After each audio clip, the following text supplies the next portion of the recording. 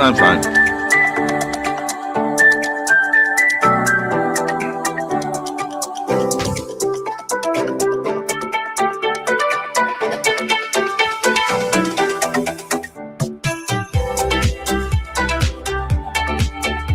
Russ Clark with you from Mortgage One Studio, and Dean's here today. Morning, Dean. Glad to be here.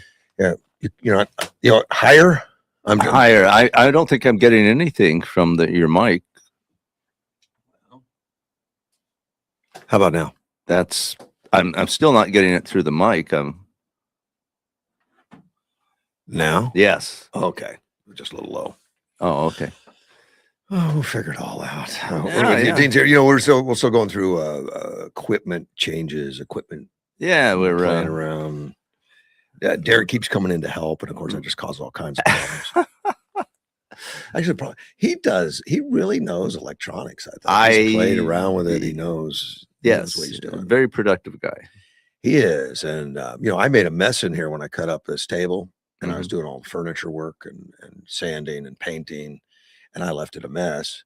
I came back later that day to start working on it. He already had it cleaned up. Well, that can work as long as they don't take anything you wanted to use. No, he was very careful with that. Nothing was taken. I didn't have that many pieces of equipment here, but I had some. They were all piled it together, and he cleaned it all up. I mean, I think it's just getting better and better. Yeah. Well, hopefully we're on the air shortly. I mean, I think I got meetings today, more about some of the production stuff, and then the electrician is going to plug all the pieces together. And it's a lot more than I think at times. I have to have a delay button in here. I have to have the phone bank in here. Yeah. Some mixers that come in here. Did you have a delay button at the previous set? I did. Okay. I did. And it came in handy occasionally. Here's what happens on the delay button. When people figure out you're live on the radio, eventually someone will call up and start yelling expletives, just see if they can get it on the air. Yeah, right.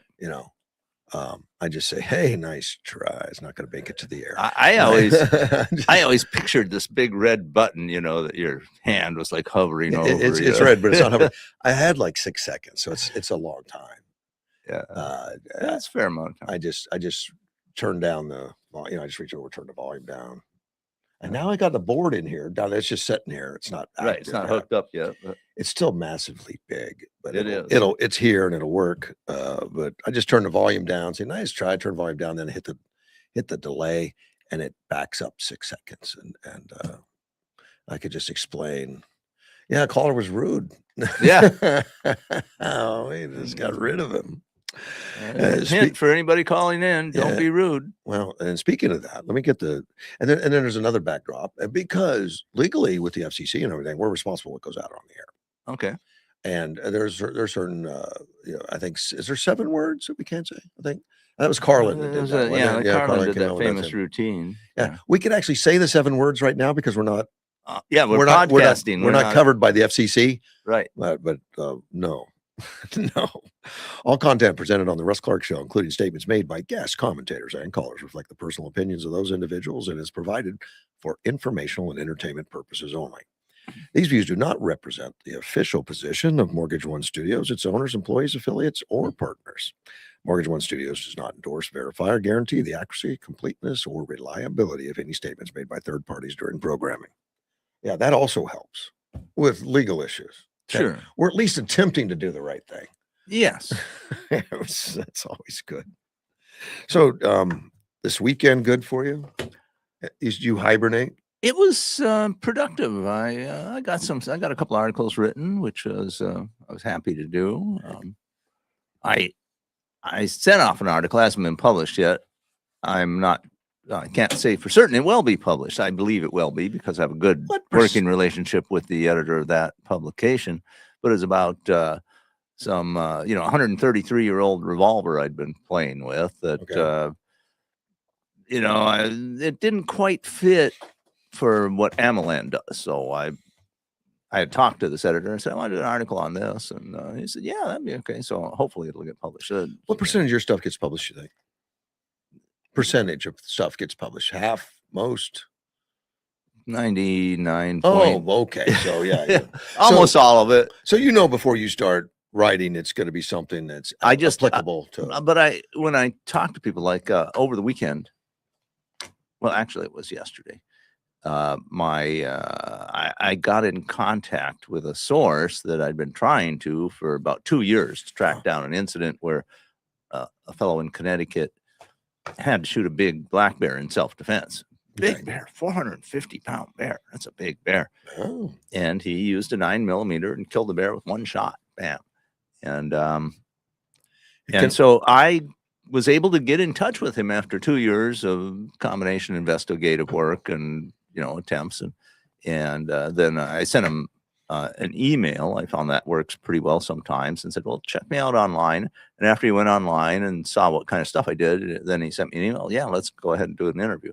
So that was really, it's rewarding when you can finally get something like that, because a lot of people, if they have to defend themselves, whether from bears or people or whatever, they don't want to necessarily interview and put stuff out, incriminate themselves somehow, or have well, the investigation was long over, and it was very quick and very decisive. Yeah, I think I had managed to track down, and through a Freedom of Information Act request, got the investigative report that was done, and it had a lot of good details, and I could have written a pretty good article just from it, but I wanted to talk to the fellow who it actually happened to, and I managed to do that, and that's makes for great stories. I mean, so why would people be hesitant then? Just activists? Well, like you should have because shot as Yogi. this fellow told me, he got a lot of flack from people. Why did you shoot that bear? Why were you there? You should stay out of the bear's neighborhood. I mean, I think he was like 15 feet from the door of his business when he shot it, But bears are so nice. Look at the cartoons. Yeah, well, that's it. They just way too many people get their picnic idea of what bears are from cartoons. I saw something on YouTube the other day, and I clicked on it just thinking of you as somebody. It was at Yellowstone. People were taunting wildlife to get pictures. It doesn't end well. Well, it's really dangerous. Very recently, I think within the last couple of months, this video went viral of a guy who was taking pictures of a bison, buffalo, and he was a good ways away. I would say he looked to be about 40, 50 feet away, and he was kind of in the woods, and this bison decided he didn't like that, and he hunted that guy down. He chased him around the trees and everything, and then tossed him and caused severe injuries. Yeah, I mean, saw that. And I'm going, whoa. Unbeknownst to that guy, that bison had already done some charging at people previously. They were looking for that bison, and that it was an angry bison, but he didn't know. So what were they going to do? I mean, had the park decided they were going to take that bison out because it's too dangerous, or what? They were going to move it. Move it. I don't know, move it or eliminate it one way or the other. But it had already caused some problems with some other guests that same day. Yeah, it's just like hunting down people, I guess. Yeah, so they wanted to find that bison. Toss toys. Running around with a picture of it saying, "You seen Fred?" It reminded me, oh gosh, it's more than 50, it was almost 55 years ago. Yeah. I was on a vacation, and we were going out through the Dakotas, and I'm trying to think, I think it's near the Badlands, and there's a good sized national park there. And here was a bison. I mean, it was only like 100 yards from us, and there are no fences or anything. Mm-hmm. It's just there. And I remember thinking at the time, you don't want to get too close to that thing. That could really hurt you, Yeah. But I grew up as a farm boy on the edge of sort of semi-wilderness, so I already knew big animals could be dangerous. At one point, I think it was maybe my second close call with death, where a horse almost killed me. I mean, you didn't like that, so you become a horse rider after that. Well, I rode horses, but I was very aware that they are very big, powerful animals. I mean, this horse, fortunately, I'm sure it did not want to stomp me, but circumstances, and the hooves landed right on each side of my head. And so it was a very close thing, and I was knocked out. I mean, it hit me full on in the chest, and knocked me backwards. I was about 13, 14 years old. And I think if they want to stomp you, they're aware where their feet are. oh, they are. I mean, Yeah. and horses are. They've we and horses have kind of bonded. You know, they're. Sure. My sister is a professional horsewoman for Okay. a long time, and she loves horses, and so that she had a couple when we had the farm, and we didn't run dairy cows anymore, which was a very smart decision in my opinion.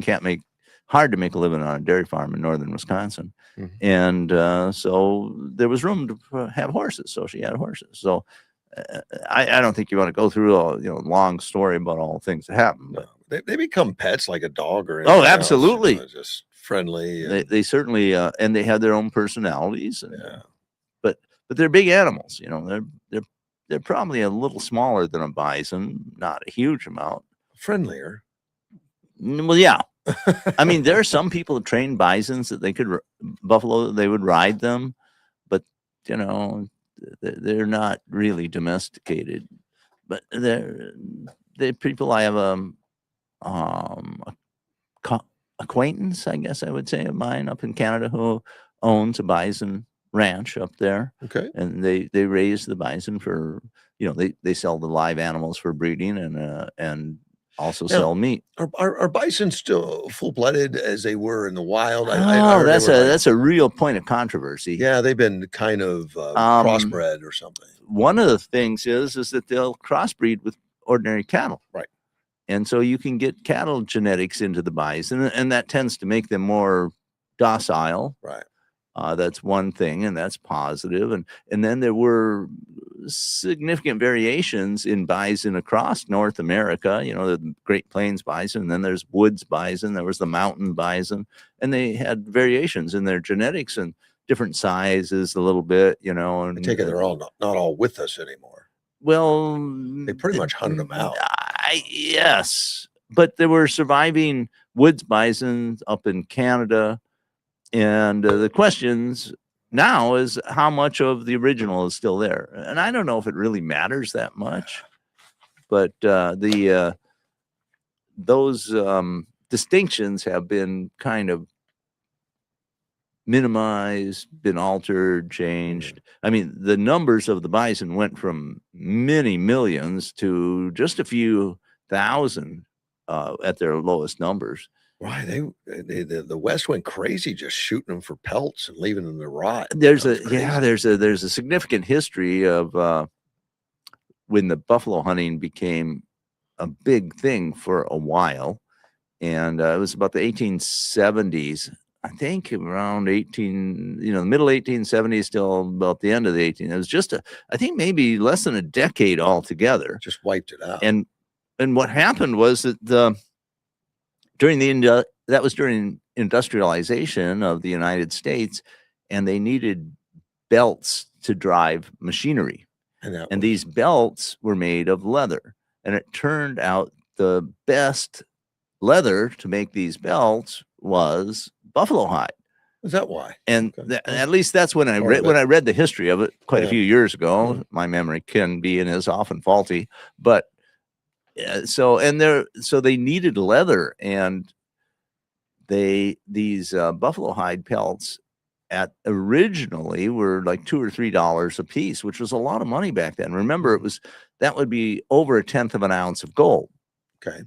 And so the railroads were extending out into the West. So these people would go out and shoot buffalo and skin them, and then flesh them. That's where you take the excess flesh off the underside of the hide, and then they'd dry and they'd stack them on wagons and bring them to the railhead and send them back east.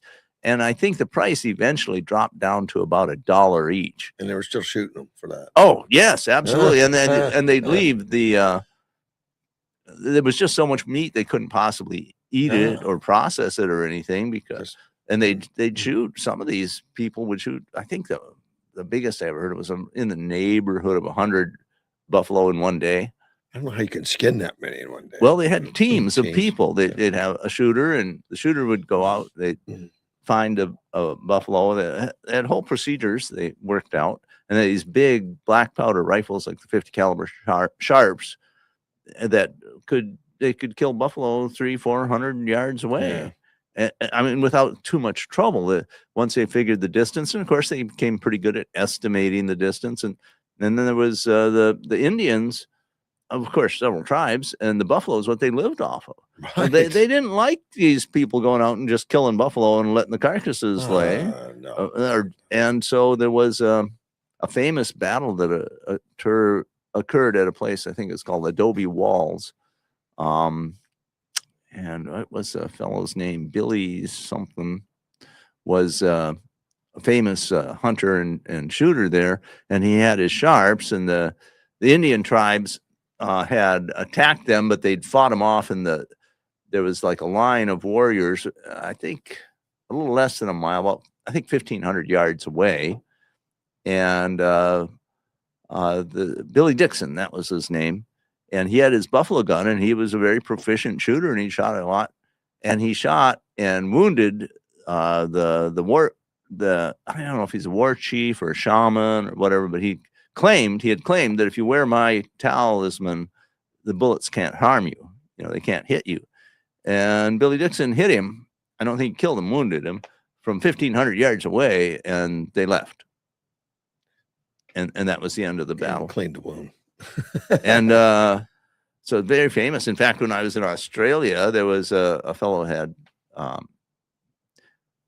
built a range, because you had to, the ranges had to be approved back then. It was after the 96 law that they put up there, and they had a match every year they called the Billy Dixon match, where they had people with black powder rifles shooting at the same distance to see if they could hit targets out there. Yeah, just put the Indian out there with the talisman on. Well, they might have had a silhouette. I forget exactly, but it was they came from all over. It was fascinating. I think I wrote an article. I want to talk about AI again. Of course, there's going to be articles coming up about AI that we can't even understand yet. Oh, absolutely. But Harvard researchers put some bots together, made bots, 8 billion bots. 8 billion? 8 as billion. many as there are people. Yeah, well, in the world. That was the reason. Oh. And the reason is to do focus groups to find out what people want. And you know what a focus group is. I used to work with them in Napa. So they do focus groups of bots? Yes.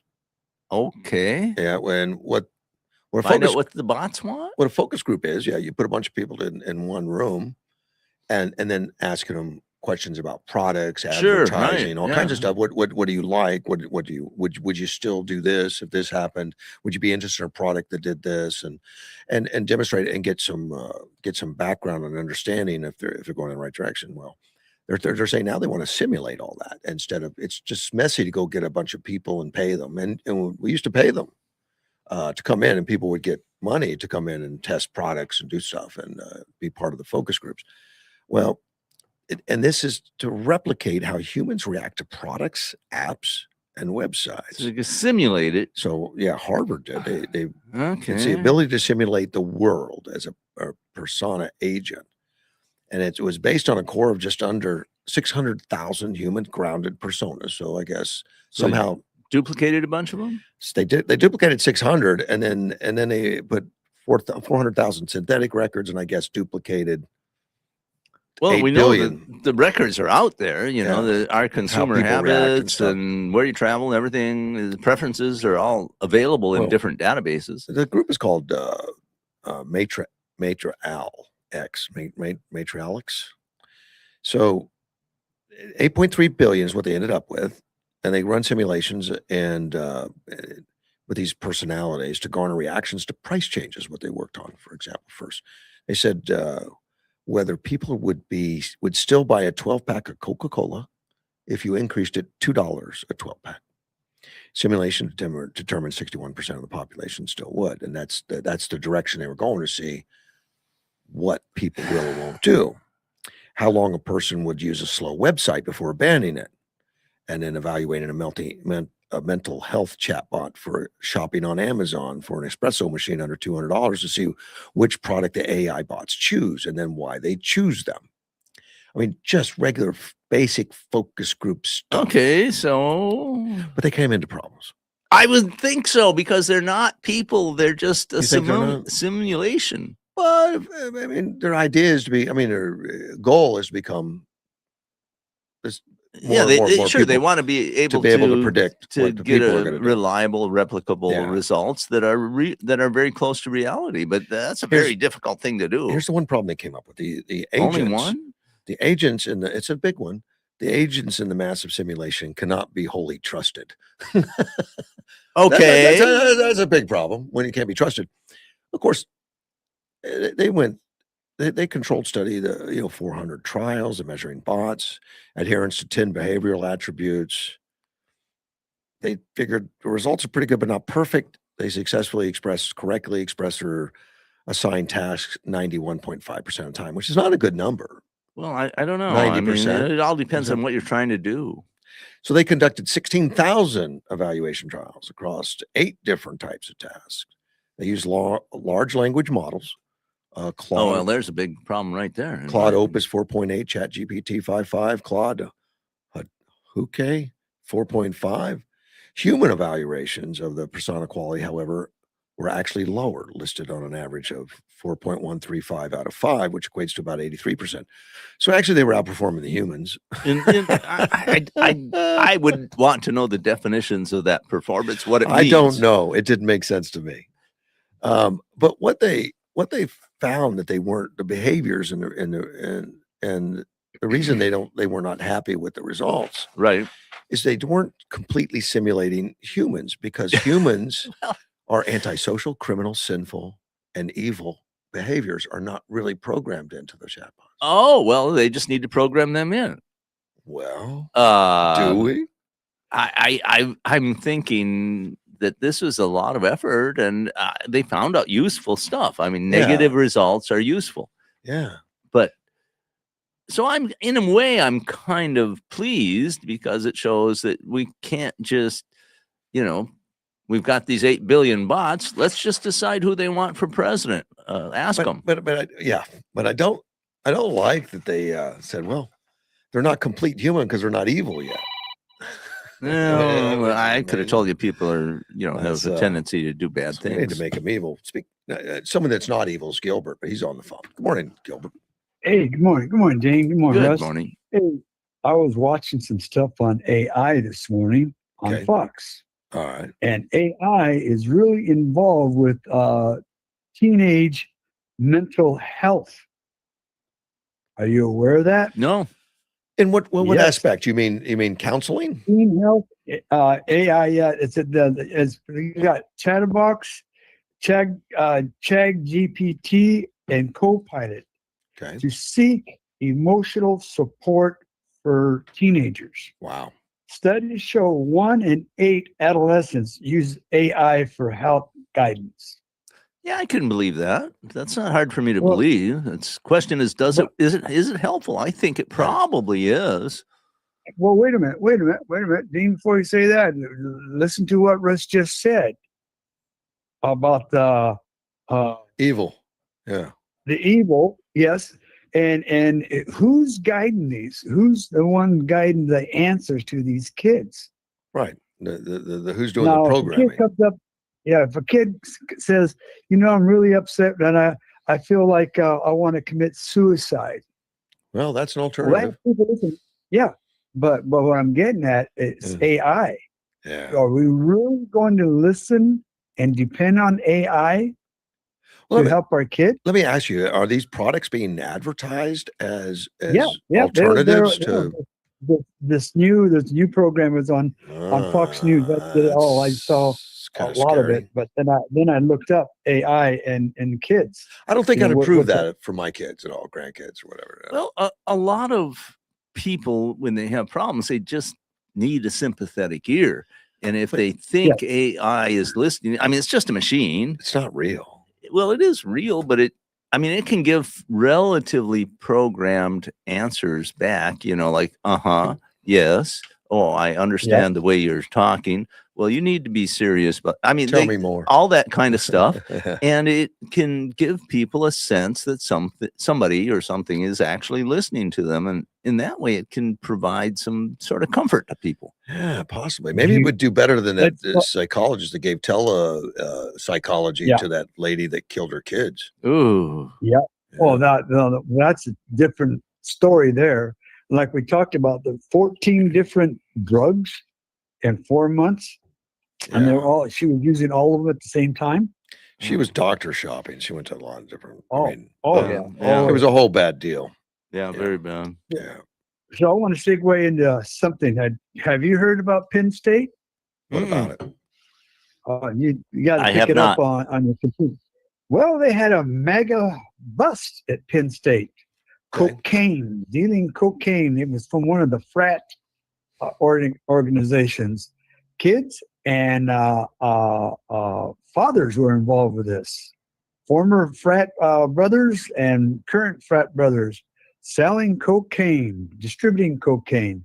Of course, the cocaine was packaged outside the premises, but it was being sold in Penn State. 14 people were arrested on this thing yesterday. Wow. Yeah. And when you say MAGA, it wasn't MAGA Make America Great Again. It was Mega Bus. No. A mega bus. Yeah. Not Make America Great. No. Okay. Yeah. A big bus. A mega big bus. MEGA Yeah, bus. mega bus. And I'm looking at that. There was a mega bus. It's 14 transportation is a significant bus. number. Yeah. Wow. Yeah. Anyway, that's what Frat Brothers. It was a frat organization at Penn State. I did hear something about that. I heard one of them was on campus and one of them wasn't. That's one. Yeah. Well, one was at the house where all the packaging was put together. Yeah. And the other one was at the frat house. Right. Yeah. So anyway, that's what I had to say this morning. But like I said, I was listening to Fox News on that AI thing, and there's a woman. I was listening to her speak, and I'm going, I'm throwing the BS card. Right. We can't trust. No, not yet. AI. Yeah. It's interesting. I like AI, but to say we're going to rely on it for the psychology training of our kids, I don't think so. I don't think so. And eventually, maybe AI will be a better psychologist than human psychologist. Maybe. I don't know. Better bedside manner than most doctors. Doesn't get tired. Doesn't have their own personal problems. No sexual interest. Right. Yeah. And again, that's like relying on a robot. Thank you, buddy. That's right. Appreciate it, Gilbert. We do it. Bye. Take care, Mr. Gilbert. Yeah, I heard about the Penn State briefly. I didn't really research it or look at it. Yeah, one of the articles I was working on was, what's the name of that? Virginia State University. There was a fracas at 1:30 a.m. in the morning there a few days ago, and 5 people were shot.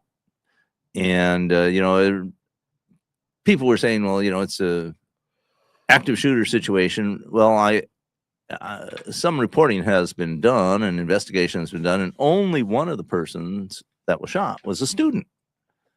And the other 4 were not students. And the person who was arrested a few hours later was not a student either. Wow. And so it happened on campus, but it really didn't have a lot to do with the campus. Yeah.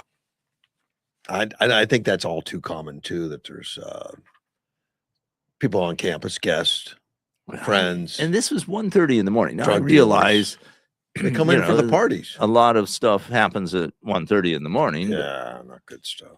Well, let's say that early morning activities are probably a lot more significant on a campus than they are most other places. Yes.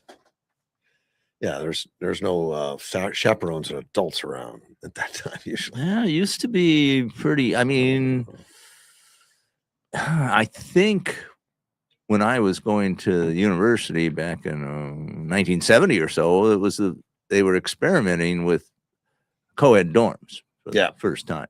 They had co-ed dorms when my ex-wife went to University of Delaware. Yeah, she's younger than me. Yeah, they were co-ed dorms. Yeah, by a year or two. You know.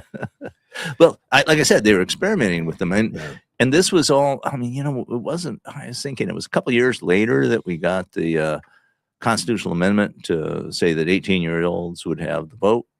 Mhm. It had been 21 before that, and before, when the age of majority was 21, people at universities had the doctrine of in loco parentis. It means we are the parent at the scene because there's no other parent here. Right. And so they had the power of a parent to manage the children in their care, even though they're 18, Under 19, 21. 20 years Yeah, old. Yeah. And so That changed a lot. All of that went away. It went crazy. Yeah. That 3 years is a big difference. It is. Yeah. I know the dorms at Delaware State University, when they first did it, it'd be co-ed on a single floor would be co-ed, but the one, the boys would be on the north side, girls on the west, on the south side or something. Separate towers or something? No, same tower, same floor. Just you get off the elevator, turn left for the girls, right? Oh, for, well, that's yeah. We same floor, different bathrooms, different. Yeah, the dorm that I was in for the first couple of years at university was a men's dorm, and then you had women's dorm was 100 yards away, a different tower. Yeah. So yeah, it was much more convenient for them to cause mischief when they're on the same floor. Yeah, Mischief is easier. I would, I don't know that those restrictions were honored very much. No, I don't think so. I mean, it's just the way hormones and everything work. Yeah. And they got some studying done at times too. Yeah. We were yeah. talking about AI. So I read this article from Arizona Western College. It says AWC leads the region in comprehensive AI integration. Good to know. Interesting. I like it. I like that they're wanting to see themselves as a leader in AI and see themselves. And this is for a small college in Yuma. I think that's great. They said the AWC is the first institution in the region to roll out a visionary plan for institution-wide integration of artificial intelligence through the establishment of the Regional Center for Emerging Technology. So they're establishing new curriculum and new things. Well, it's new tech. I mean, so yes. Yeah. You need that. I don't know that every college is going to jump on this. Obviously, they say they're one of the first. AWC is taking intentional, coordinated approach to integrate AI across all learning and operational models. I guess I'm not really sure what that means. Well, it says it includes professional development opportunities for faculty and staff, certificate and degree programs in AI and machine learning, community workshops, non-credited learning opportunities, advanced AI tools and training through partnerships with industrial leaders like Google, and the establishment of the Physical AI Learning and Innovation Lab as a hub of innovation, workforce development, lifelong learning. I kind of like the rhetoric. I want to see what happens. Dr. Ritika Dewan, I really like this young lady. I mean, she's now, running it. She's the president to go for Dr. Kaur. I'm sure she's behind a lot of this. She says the Regional Center for Emerging Technology is about expanding opportunity for everyone. We want our students, employees, business, and community members to feel confident and supported as technology continues to evolve. By providing accessible education and practical learning opportunities, we can help people build new skills, explore new possibilities, and use AI responsibly in ways that strengthen our communities. So they've got new programs and stuff going on. There's a workshop that it's going to be coming up August 27th. The first AI for All Community Workshop will be led by AWC's new Director for Emerging Technology, Dr. Yi Hu, on August 27th. The workshops are free and open to the public. I'm sure. I may want to pop in there. I was going to say that sounds attractive because you will learn things. And so much I don't know about AI and how it can help me, how I can use it. I have been using an AI Grok 4.5 now, Uh-huh. and it's very useful. You just have to be really, really careful with it. But I've talked to like Edward and other people that will use AI to run their calendars, to run their appointments. Sure, and I suspect for that it works quite well. I imagine it would. I'm not that advanced, and I'd like to learn more. And maybe I'd start being on time. Yeah, I haven't noticed you being unpunctual. Well, here, no. I mean, maybe there's certain circumstances where it's not in a professional capacity or something. The future competitiveness of Southwest Arizona depends on our ability to turn emerging technologies into real opportunities for people, business, and communities. It's the right attitude. That's the right attitude. And for them to do that, I applaud it completely. Just like, wow, good for you guys to get this stuff going. This is beyond good. I'm gonna go. I'm gonna find out and see if I can fit on that workshop on the 27th. Now, where's it? At? AWC. Oh, here, AWC. Wow. Yeah. That sounds very interesting. The next thing we need is a data center. Or 5. 5. Well, look, and this is all, and I don't know. Are people going to read this and say, "Wow, I'd like to know more about AR," and realize that that's tied to data centers? I don't know. One doesn't exist without the other. I find this whole thing about data centers to be extremely interesting because they do take a lot of power. A massive amount. In fact, the amount of data centers they want to build between now and 2035 or something will have to double the power capacity in the United States to do it. Double. Okay. So all the power we use now, we need twice that. And the only way we can do that is if we build massive power production facilities. And we're doing it. And yeah, I mean, and President Trump has set this in motion. Elon Musk is all for it. Yeah. And I agree with it, but it just strikes me as interesting that this intense computing takes so much power because you have humans that do sort of similar stuff that doesn't take very little power at all. Yeah, we just eat a little broccoli and we're good. Well, maybe some steak if you're going to do really good hard thinking, and it's so while AI in some ways, particularly in technical ways, I think, is approaching human expertise. You get these expert systems that do pretty well in a lot of areas. They take a huge amount of power, and that's probably a good thing. But as they develop better chips, better models, it's taking less and less power. Right. I mean, that is something I was thinking about because the chips are continually getting to be more and more and more efficient because they're smaller and they're microscopic. You need electron microscopes to see them. Well, there's a limit to how small you can go. But they're counting molecules already. I mean, yeah, right. So how can you go smaller? Well, the next step appears to me, and it doesn't work for all problems, but it works for a significant number of problems, is quantum. Well, I was just going to say that. Yes. But they've already done that. It has conceptually been proven. And I don't think anyone understands how quantum physics works. Well, it's beyond my pay grade because I'll tell you, I'm fairly good with math, but that math is way beyond me.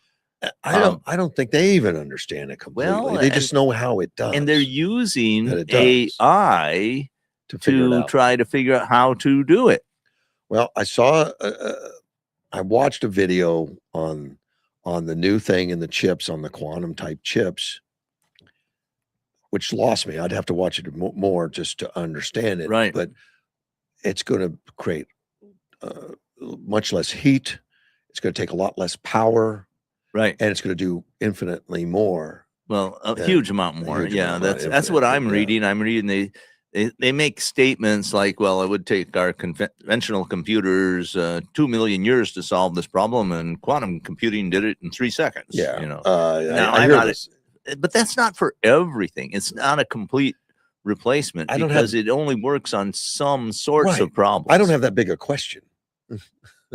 To where I need that kind of computing that's going to take 1,000 years. Oh, I have lots of questions. What's the meaning of life? We'll figure that out. How is Donald Trump going to do in the next election? He's he's term limited. You know, he can't have another term. But But the thing about these data centers, which is from watching it, is it reminds me of when the clone computers came out in the 80s. You know, as soon as you bought one, it was outdated. oh yeah, As soon as you bought it, I mean, yes. in 6 months, it was a boat anchor because everything was faster. Well, and it still better. did the things you bought it for. It's just that the But the new things stuff you- did it better, Well, faster. absolutely, and it did the stuff you bought it for, but it was at such a slow pace, you were behind. Yeah, my questions are slow enough that Okay, my 4-year-old computer so does it just don't fine. don't think so fast. Well, I don't think it's been like that for I mean, decades now. most for of what I do decades. is word processing, a little Yeah. bit of image processing, and for that, you know, computer that's 5 years old does it great. But in the 1980s, Oh, I understand. in 6 months, even doing Yes. that stuff, I lived through that, and I did. remember it, and I remember Well- reading articles by people who were technophiles and it was every edition of the monthly magazine. There were big changes and potentials and new the stuff, computers. the stuff you just bought and isn't even dented yet on your desk is kind of like Have you need I to unwrapped upgrade or it get yet? rid of it. I And I think the data centers are like this now because look, we're now going to put these nuclear power plants in them. We've got the cooling that is gel cooled and sealed systems. several different ways you can we do got it. we got the quantum chips coming out, which are not That's going to readily be probably a few years. Yeah. not readily available at all. We got better chips than we did a year ago. Well, when I was reading about some data centers, they said they were designed so that you could change out one generation of chips for the next generation of chips. They are, but I don't know if the quantum chips. Well, exactly. You know, we don't know, but Don't know. things are.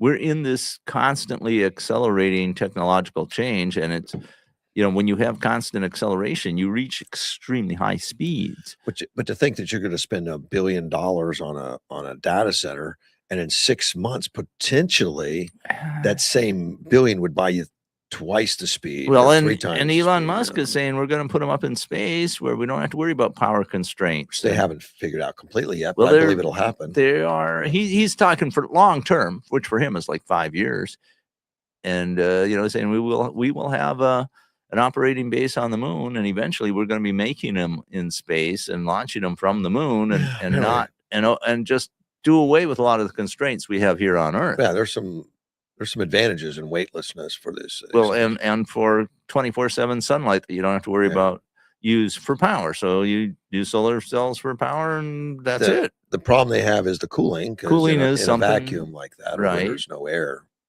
Right. So you have to radiate all the waste heat away. And remember, all the energy that comes in from the sun has to be radiated away too, because after you put it through the processors, it becomes waste heat. Yeah. And it has to be radiated. But that's all engineering problems that they believe they can solve. Yeah. And they're working on it. They are working on it. So it's nice to know AWC is working on it too. We need to look into that workshop. I like the idea that maybe they have space there for both of us. I don't know. Yeah. I mean, I'm trainable still at my old age. I don't know. I'm pretty fossilized. Are you? But I can hear you know, so I can listen and then be able to make comments on the air people might find interesting. Yeah. Yeah. Good. State troopers seized 175 pounds of meth and cocaine in a single day. So I know the border's sealed as far as. Well, it's way more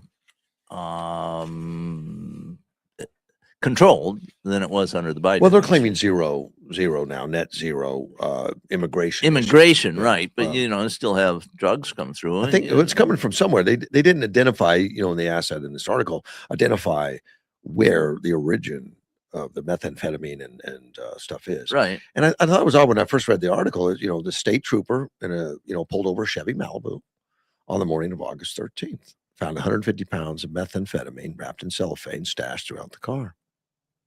And then hours later, a Chevrolet Traverse was on Interstate 40 near Holbrook, and a different police officer pulled that guy over, and he got 26 pounds of cocaine. That was in one day, 175 pounds. And I'm thinking, like, when you pull them over? Do they just have it sitting on the dashboard? Well, sometimes it is in plain view, Oh, no. but These were canine.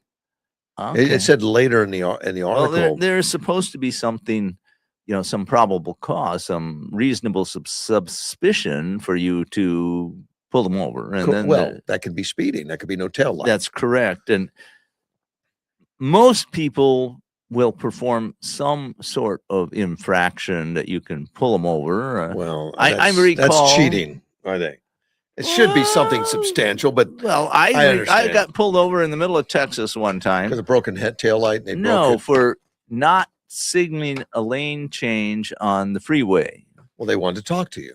Well, yes. I mean, basically, I pulled over to pass a vehicle. I don't remember if I turned the signal on or not, but as I looked in the rearview mirror, I saw a vehicle approaching behind me at a very high rate of speed. And I said, whoa. And I pulled right back into the lane where I came from so that they could zoom by me. Yeah. And that's what I told to the officers after they stopped me. And I told them the same story over and over and over again. Was he the fast car? Yes, He was. They were the car that had zoomed by me. Well, they were breaking the speed limit. Well, for whatever reason. And then eventually they asked me, they said, well, is it possible that you didn't turn on your turn signal? I says, well, I don't remember exactly. And then they gave me a ticket for a turn signal. Okay. Well, what they were doing is they were justifying the stop. They had to justify the stop some way. And they thought that I had acted suspiciously because I pulled over quickly back into the lane I came like, from. how dare you get out of my way so I don't run you over? And then, of course, they didn't want to have in the report that they were going along at 110 or whatever, or 120. They didn't put that down? I don't think so. That's my suspicion. So they gave me a ticket to justify that. That's my interpretation of what happened. But I have known a lot of people who do traffic stops. And also I've talked to people who are in the investigation business for drugs. And a lot of times there's informants that know that there's a load in a particular car, but they don't want to burn their informants. So they find some reason to stop these people, and they know the drugs are in there. So they find them and they say, oh, it was a traffic stop. That could have been this, but this was canine. So, and maybe they knew to take the canine. They have to have a reason to bring the canine to a location. I think the canine units do travel with dogs, don't they? That's a good question. I don't know for sure. Maybe somebody who's in the audience can tell us. Yeah, I think I'm sure they travel. The question is, do they go around looking for people to sniff? I don't think so. Dogs get lonely otherwise. But apparently I-8 and I-40 are the busiest drug pipelines. I-8? Because I-8 is fairly short. Yeah. From Gila Bend Tucson. Does it I mean, Tucson? 8 goes all the way to San Diego. Yeah, from around Gila Bend or that area. Yeah, it turns into 10 at some point. And it goes all the way to San Diego, I think. Yeah, but they're calling them the busy ones. And maybe that's because it's on its way to California. I don't know. The first stop under Arizona revised statutes 13-3407, transporting or possessing methamphetamine for sale is a class 2 felony, carrying a mandatory prison sentence 5 to 15 years. That sounds not fun. The second one, which was cocaine, also a class 2 and a different statute, punishable by 3 to 12.5 years. I guess meth is more mandatory than cocaine. Yeah. Interesting. Let's see what Mike is up to. Good morning, Mad Mike. Good morning. How are you? Doing well. Speaking from recent experience, as of I got home a little bit after midnight. The 8 begins, if you want to say, in the east. It breaks off of the 10 by about Casa Grande. So before it's real close to Casa Grande, and then it goes from there all the way to the ocean, basically. Right. In San Diego, it ends past. That's not a short road. That's long. That's not. I wouldn't call it short, but it's 300 not as long miles. as the I think. I-5, the I-10. The I-10. Coast to coast. Longer. Yeah. Pretty much. But I thought you were going to call and tell me you got pulled over for narcotics or something. No, transporting Why would you say methamphetamines or that? something. Well, maybe he has some information to tell us about it. Yeah, I was hoping to be more interesting, Mike. Like you're in a cartel or something. I'm still recovering. I told you I went to Long Beach, right? Yeah, for an Uber I ride. don't That's think- kind of interesting. Yeah. On beach? I don't think. That's a ways. Yeah, I don't think that Dean heard. No. But yeah, I picked up an Uber on Sunday, paid out almost $400 to drop him off, and then I took another one last night to Tucson, and it was like 330. One was 380 and one was 330. They must have been in a Two hurry. Uber rides. No, what they are is they're Union Pacific Railroad workers. They normally ride the trains from one place to the other, or okay. they're working trains. But they needed some people moving. They needed people back in Long Beach or Carson, actually. How many And people were in your vehicle? 2 each time. Okay, so that's a little better. It's only half the cost each. Well, I mean, Half go the- get a plane ticket would be near that anyway. Oh yeah, right. And- I mean, and the buses, the schedules are such that you won't get them there when you want them there. No, I think that's what's going Yeah. on. So it made sense, I No. guess. Uber is available at a click of a button, buddy. Plus, Mike would talk to you Go the for it. whole way. Well, that yeah, entertainment What a factor. bonus! It's That's funny probably you worth a couple say $100 that. right there. It's funny you would say that, Russ, because the 2 I got on Sunday were very talkative Uh-huh. and kept me going and fed me. The 2 last night, they must have been ending their day. The other 2 I picked up at like 6 in the morning. The 2 last night I picked up, what was it, 6:30 or something, and they were quiet the whole way. Napping? That's all right too. They were just quiet on the phones. Just Huh? it was just different personalities in Right. each. Yeah. But yeah, this whole Uber thing is working out again. Well, good. Because I know one time it was pretty decent, and then they cut it, they changed it, and it made it to where it's hard Well, to make ends meet. they pay less. They Oh. definitely pay less, and they pay less for Uber Eats also. It's $1.50 just to pick up. But they still No get matter how far people the restaurant is. in line to still do it though.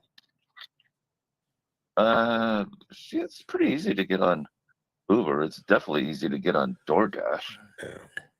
And it's more But, efficient. I mean, it's just a very efficient way to use resources that weren't being utilized as much before. Everyone likes it except the taxis. Well, I understand Well, the what taxis taxi do industry we is have? really in a world of hurt in a lot of places. In Yuma, what taxi do we have in Yuma? Don't know. Last time I noticed was No. some at the airport. Was there some? Is You there don't anymore. No. no The only tax? things you have is the ones down from San Luis, Arizona, and they come up here. But we used to have Crazy Eights. We used to have a yellow cab. We used to have, all driving the Crown Vics or the Ford, or the Mercury Marquis. I think it was called. They're all driving them big old V8s. Not anymore. Yeah. You don't Well- have a taxi service in Yuma. I got a only few of them got Uber. listed, but I don't know who they are. Ride Yeah, local what's taxi service, ride local ride. Nah, that's another cartel. Yeah. And they It'd have be- very poor customer service. I picked up A123 taxi. Never heard of that guy. Southwest Taxi, Go Green Transportation Taxi Service. So Mike, is Look there at a their- strong? Look at their office address, Russ. Look at their offices. Okay. Ride Local is the only one I believe that is, and they're just like the desert drivers. They're a group of guys. They're not. a These look formal like taxi. residential addresses. Exactly. Okay. So is there a Okay. strong licensing authority for taxis in Yuma? Don't know. Don't care. I do Uber. Nah, he don't care. No, I'm saying because the licensing often was a barrier to people entering the business, and that's kind not the of going problem, away. Yuma. It's not that. That's not the problem, Yuma. The problem is Yuma, and is the customer base. It's not supportive. Yeah. Okay. And you just don't have it like in Phoenix. They're all over the place. Well, even And one of those yeah. green ones you mentioned is from Phoenix. even the Anyways, I wanted to Yuma call stuff. in and let you know where the I-8 freeway starts and ends. I appreciate it. Thank you, buddy. Take care, All man. right. Bye-bye. Go back to listening. I'll try. I'm going back to listening. Oh, you do it too. Thanks, buddy. That was Mr. Mike. Yeah. The next thing, and it's going to be, I think, a few years, is that you'll have autonomous vehicles doing it, Of course. because then you cut out the expense of a driver. I don't know when it's going to happen. I think it's going to be. Well, a few years, I said. It'll be a few years. I don't Probably won't know. be too long. I don't think it'll be longer than a decade or even 15 years, maybe. I mean, it'll start gradually in the really big cities that are dense. You know, they're already doing it in Phoenix and Austin, Texas, and I think there's some in San Francisco, LA. And eventually it'll spread, because eventually it'll become better than human drivers. I think so. Mr. Gilbert, what's up? I'm going to remind you of my story about me getting stopped by Gila Bend. Was it 87 highway? We were coming back from Scottsdale. We I was a laser guy, and I lasered in our tables for solars. Anyway, we got stopped because my friend, whose car, he had his phone mounted on the dashboard. And Okay. that's the reason why he had his phone Yes. mounted on the dashboard. Sort of like a GPS thing. Yeah, like a GPS type thing. And I asked him, my friend, he was from San Luis, Arizona, when we're working. And he was very nervous, getting stopped. And he was a legal alien.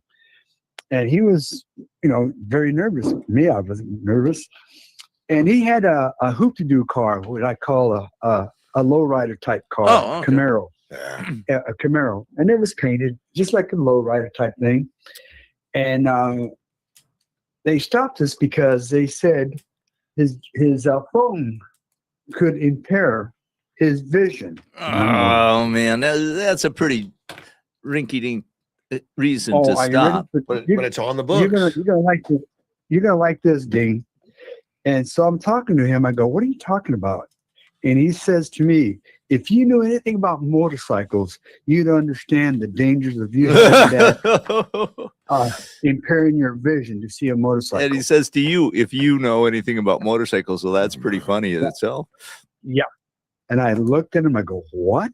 I go, "No, you stopped us because he has a car. It looks like a hoop-de-doo and a lowrider, and that's why." It was Aparo's sheriff task force back in the day when they're stopping everybody. Sure. And you had two Latinos in a car. Yeah. And I told him that. I go, "You saw two Latinos in a car, a hoop-de-doo car, and that's your reason for stopping us, is that?" Well- Then I had to explain to him how much knowledge I have of motorcycles. What was his reaction? Was he thankful for all that information? No, his eyes got big and he started stuttering, but I go, "No, dude, at the bottom line, you're doing what Aparo's telling you guys. You're spotting people and you're stopping them." Yeah. And so to did check out the- he give you a warning, let you go? What happened? "Oh, no. He said, "Oh, yeah, okay, you guys are okay. Go ahead and go." Okay. Well, that's a Yeah, that's worked out. better result. The result, but the reason we got stopped. Sure. Yeah. Absolutely. They had to find a reason to stop us. Yeah, exactly. And my point is that, having dealt with a lot of people, when I talk to people who do traffic enforcement, they invariably say, just follow a guy for a while and I'll have a valid reason to stop him. There's always something. And in your case, Gilbert, he it hung was up. this nonsense thing about it was impeding your vision. He hung up. Or he bumped it or something. I didn't even have a hold of my phone. Oh, yeah. But yeah, the impeding vision, I must like something on the I haven't heard windshield. that for a while, but and it would be hard to prove in court. There are things about suction cups on windshields. Yeah, or something, there are, and which so many cars do it. I mean, they sell GPS devices, all the kinds of stuff. bobbleheads, Yeah, all that kind of stuff. I used to get in my daughter's car occasionally, and I couldn't see because she had things hanging from the rear view and all kinds of stuff. I'm like, yeah, she should have been. It's one of the stopped. reasons I look forward to, in the future, I'm going to get an autonomous car. If I live long enough, that's the thing. And it has 8 eyes and 8 cameras, all looking all the time instead of my 2. Yeah. And it doesn't sleep or get tired or get distracted. So I already, Tesla claims that they're already like 6 times safer than a human driver. I completely buy that. I think it's correct. And that technology is moving really, really fast, and it'll be here within a few years. One listener says, got a call from a friend from a different state. Want to know, are you okay? Because they're concerned about lack of water, the crisis. And it is. I mean, we're in a drought, and it continues to get worse, not better. We've been in it for 20 years. We should be used to it by now. But it's down now. I mean, I got a story here on Lake Powell, but it's down. Well, yeah, I see these stories about, sunken vessel recovered from Lake Powell, or the pictures of it, something that was sunk and it's been in the mud for 20 years. Yeah. Well, the reason he writes it, he says, well, it's not good for data centers locally now because mentioned, because of the water and stuff like that. I think this whole how much water they use is way overblown. Of course it is. And, golf courses are going to use some more water than modern data center. Heck, yeah. I mean, even some of the worst cases, they use as much as, a couple hundred homes or something. And that's in the worst case where they're using evaporative cooling and not recyclable cooling. And there's lots of ways to get around this. And they're, right. With engineering, it's not that hard. It can. And we need to bite the bullet and do some major changes in the way we have water. We should have an abundance of water, just like we have an abundance of energy. And water is a little harder. Right. Because you can make more energy, but you're not really making more water. Well, we don't need to make more. The planet's 2/3 water. Well, yes, but it has to be transformed into rain, and then the rain comes down, and that's why we have a drought. Didn't rain as much. Desalination, though. Well, that would work. I think that would work really well. And that just takes power, but power should be something we have. There anyway. you go. There you go. You can transform power into more water. Yeah, that'll work. I mean, worst case, you could just recycle the water that we already have. Well, we're starting to do that. Yes. But actually, the sewage treatment plants have an abundance of water as a byproduct. Yeah.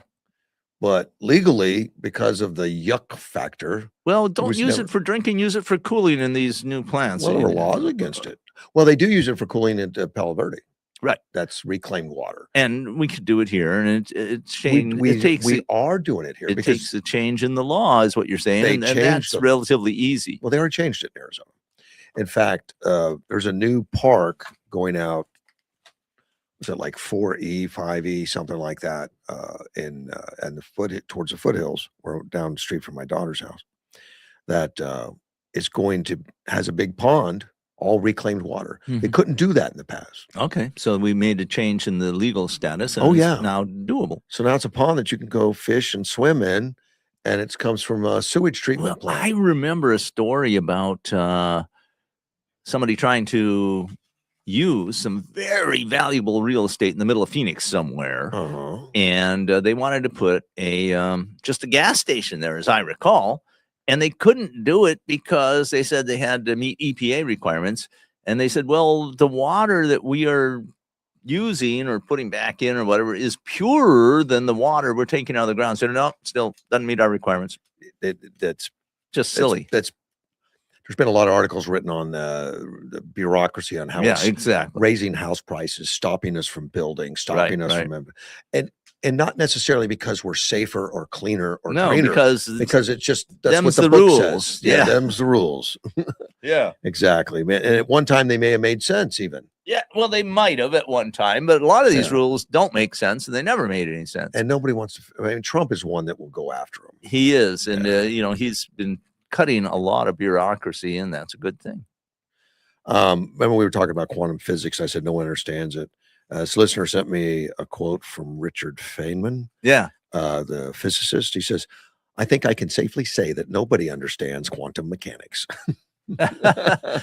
Feynman is was a very brilliant guy. He won a Nobel Prize, Uh-huh. and he wrote some very interesting books, a couple of biographical books which I've read, and they're fascinating because it gives you this insight into a brilliant mind.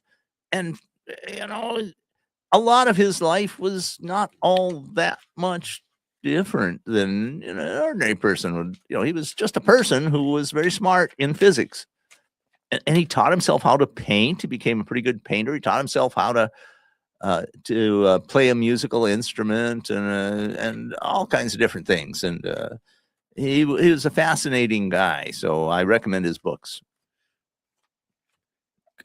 Good, but I'm not going to read quantum physics right now. Well, these were not about physics; they're about his life. And, Oh, okay. You know, he lived an interesting life. Yesterday I mentioned something about Saudi, Pakistan, and Turkey are doing a agreement for defense, sharing defense. Okay. And they each bring something big to the party. Saudi is very wealthy. Turkey is very powerful, and Pakistan has nuclear power. I was going to say Pakistan has nuclear weapons. Yeah. Yeah. So we're doing defense, and there was a lot of praise coming from particularly Pakistan that really likes what Trump's doing, saving wars, saving people, and putting these things together and Really? helping in those things. That's interesting. And this listener said, reporting is saying that Saudi, Pakistan, Turkey are creating this defense agreement because Trump is conducting ops from their countries without consulting them. They think he's erratic, according to reports. Well, you could say according to reports, because there's going to be reports out there all There's the time. always reports. There's always reports, negative, positive. all Yeah, kinds of you know, stuff. I'm more interested in what the leaders of those countries are saying. Yeah, And, exactly. and they're giving Trump credit for Right. these kind of things, which is interesting. Well, I'm not surprised. I'm not either, but you're not going to see it in mainstream press. Well, because so many in the mainstream press they hate Trump. They're going to suffer from Trump derangement syndrome. They do. They don't like him. They don't understand it. They don't. Well, I understand why they hate him. He threatens their power. Yes. Well, that's why some of the politicians hate him too. Oh, Because, exactly. like, I spent my whole life being a bureaucrat, and you think you can walk in from the business side and just say, "Well, I can be a better politician than you guys." That's insulting.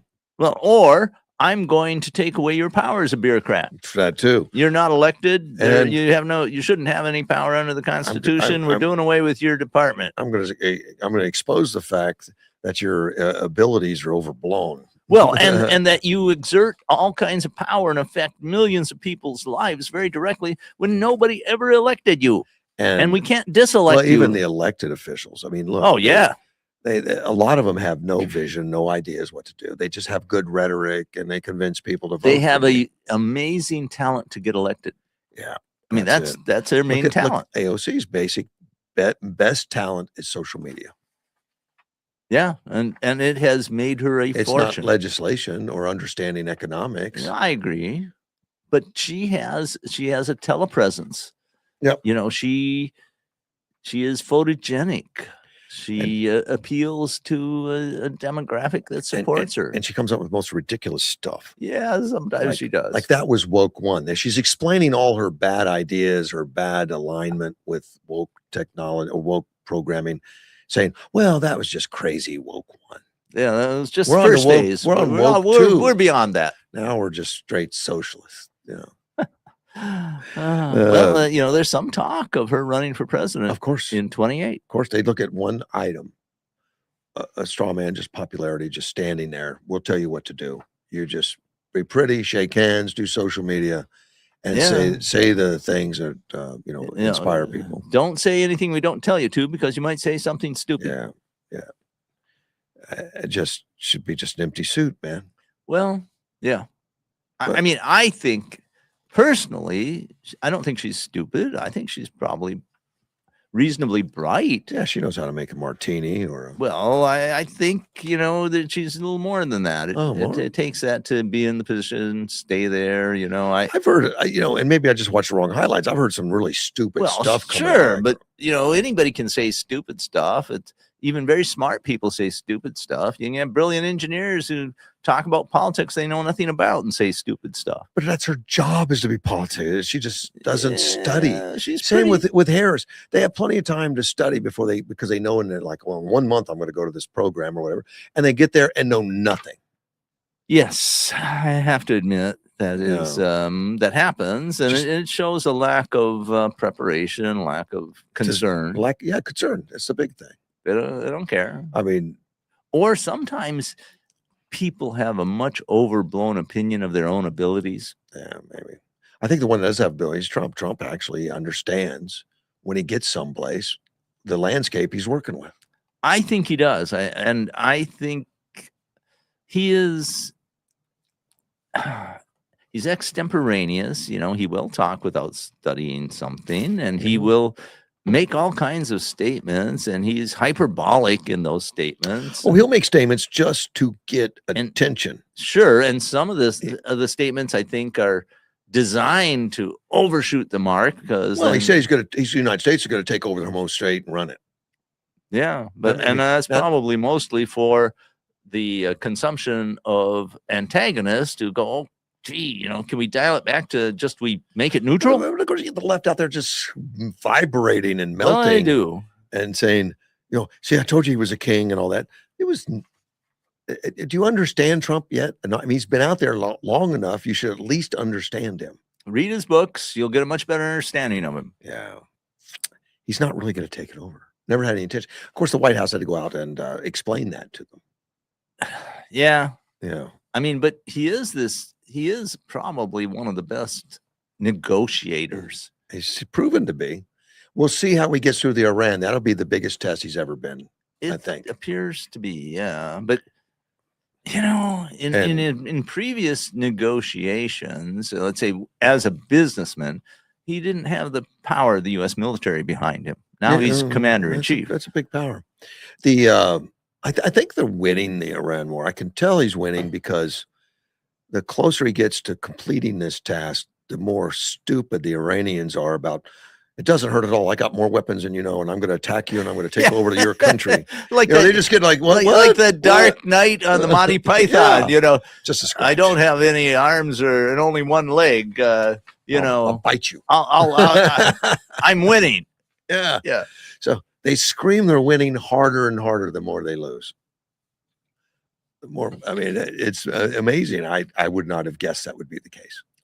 Well, they are fanatical. They are fanatical. It's a religious fanaticism. Totally. So it's not necessary. There's no reason to believe it has any rationality. Totally opposite of Venezuela. Yeah, amazing, isn't it? Yeah, Venezuela, they persuaded them real quick, like, wow, I am not messing with you guys. What do you want me to do to survive? Well, we did take Maduro into custody, and he's in a U.S. prison or jail somewhere, whereas we just killed like 50 or 60 of the top leaders in Iran. Yeah, well, yeah, which was more drastic. It was, but frankly, it's a lot harder to take them into custody. Yeah. And we already did that trick once. We're not going to redo it. Yeah. So but the person that took over, was it Rodriguez that took over from Maduro? Total committed socialist. Right. But he says, act capitalist and we'll make your country wealthy. We'll give you your oil. We'll help you. And they're all like, okay right now. Now, whether that lasts or not, I've been kind of surprised. I thought maybe they were just going to regroup and try to push out the United States, but they haven't done it yet. The thing is, they have a lot more money coming in. Yes.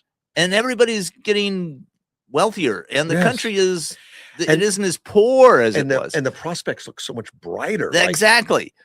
And but Iran is whatever you say about communists, they are materialists. Yeah. And so we want to be rich communists. Yeah, well, that's China has shown that.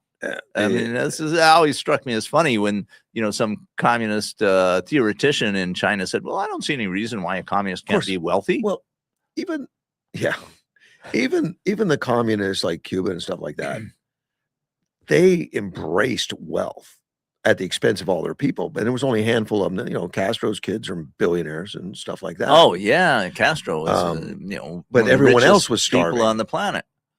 But they have to keep control with an iron fist. I mean, that's because if it gets away from them, they might end up, dead.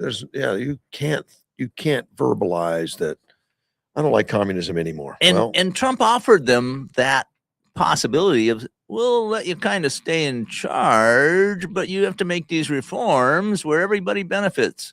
So it's a win-win. But we don't see that in Iran, partly because they aren't materialistic and they don't really want benefits. They want to start, the end of the world. Question for you from my listener. Go ahead. Does MAGA see Trump through rose-colored glasses? Sure seems like it at times. I think there's some of that without a doubt. I think, people who see somebody who's doing generally what they want will tend to see him more favorably than some uninterested observer if they're out there somewhere. Now, see, you're always the pessimist. I'm the optimist. I'm going to disagree with you. I think the people that Trump surrounds himself are free thinkers, brilliant. Sure, but and I think the people that follow him or expect him to stay brilliant, stay effective. I don't think they're celebrating him for being an individual. I mean, like we worship Trump for being Trump. It's like, we like your policies. We like where you're going. We want more of the same. We want to make America great again. We want to make, the healthy. Well, sure.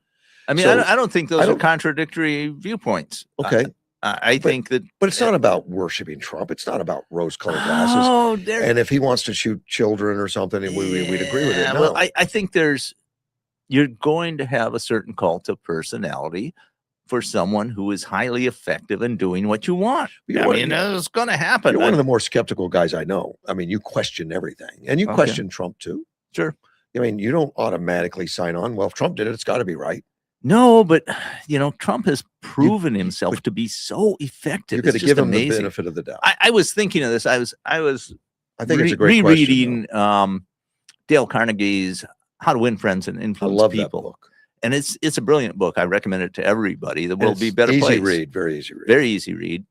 And I'm reading it and I'm thinking, President Trump doesn't seem to be doing this stuff. No, he doesn't. And I'm thinking, I never thought of that before. It's just amazing that he isn't following these principles and he's so successful.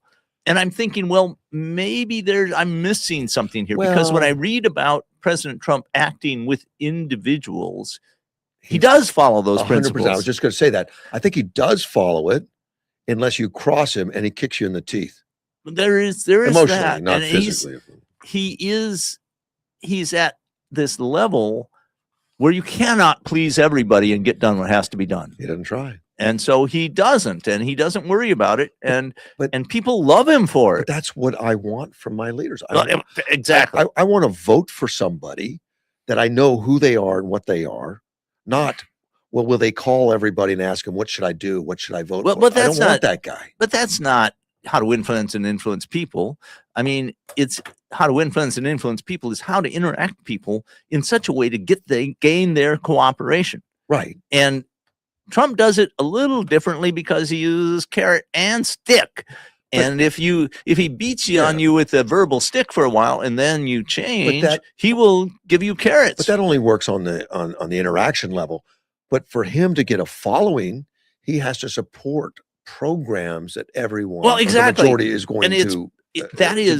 I don't know that I would call that a secret of his. No. But if you take the attitude that I'm going to go after and get things done that 70-80% of the people want, but he doesn't. Well, that's going to be successful. But he doesn't give rhetoric. I mean, it's not rhetoric. It's rhetoric. It happens. Most politicians are rhetoric. Well, we're going to protect the border, and like Democrats, like Diego. Yeah. I'm going to protect the border, and I'm going to make it better for you, and I'm going to do all. And in the meantime, but tens of millions are coming across. He never has a plan. He never has legislation to do that. He only supports legislation that does the opposite. And just talk. We can trust Trump. If he's going to do something, he'll tell you I think that is Trump delivers. what he I says. think that's what you're getting at. Yeah. And I'll go with the Second Amendment stuff because some interesting things are happening right now. There was we have this firearms law that was passed in 1934 called the National Firearms Act, and it did some really stupid things, like you had to pay $200 tax and go through all kinds of rigmarole to get a piece of safety equipment, a suppressor. Okay. I mean, that's one of the things. It just made no sense. It never made sense from the beginning. Been around for 90 years. Well, under President Trump and with the appointments he was made to the courts, we recently had a decision saying that because the Trump bill, in the one big, beautiful bill that got passed, they did away with the taxes, the $200 tax on suppressors and some other stuff. Right. I'm simplifying. And so the court said, well, if there's no tax, you can't have all these other regulations because they're based on it being a tax. That's what the whole thing, it was passed. This is a tax. We're only doing it. It's a tax. We have the power to tax. Well, now they have no tax. So the court said, you can't require all this other stuff. You can't require fingerprinting, can't require a photograph, can't require all these regulations at the federal level. And so now what we have is a situation where the Trump administration said, we're not going to ask for a stay on that decision, district court level. And that means there's a bunch of people in the U.S. can now buy suppressors without going through all the federal stuff at all. And we had two sheriffs up in Phoenix who just did it at the Scottsdale Gun Club, and they paid $17.76 each of them to buy a suppressor each without going through the federal stuff. Okay. And so that means across the whole country, this is all falling apart. Right now, as we speak, it's happening, and probably all that stuff is going to go away. Well, the Second Amendment community says, wow, 90 years. Now it's going away. Maybe Trump actually means what he says. he works too. Well, look, I'm going to ask you something. I want to know what you think that Trump has done that you disagree with, you don't like, or you think it was a mistake, or something that you had at the time said was not something you agreed with when he did it. That's harder. It is. Yeah, maybe we can Keep in mind he had the first 4 years also. Right. I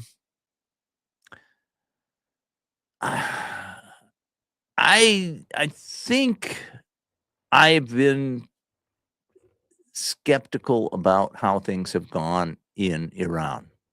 You have been. Yeah. And, he has not had great success there. And I was, he came down kind of hard on the, not Iran, not Ukraine. That's right. Oh, Ukraine. Okay. I'm sorry, I misspoke. In right. Ukraine. All right. Because he kind of came hard down on Zelensky. He did. And I thought it was a little more than I thought was reasonable. Well, let me ask you, at the time, did you mention that?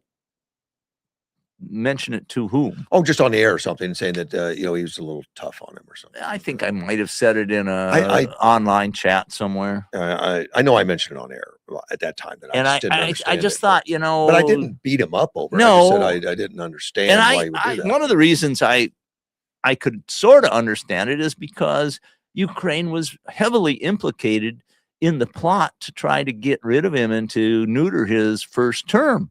Yeah. And so why would you trust these people who were plotting against you? I think they helped Biden. Yeah, exactly. And then they tried hid some records of stuff with Hunter. Right.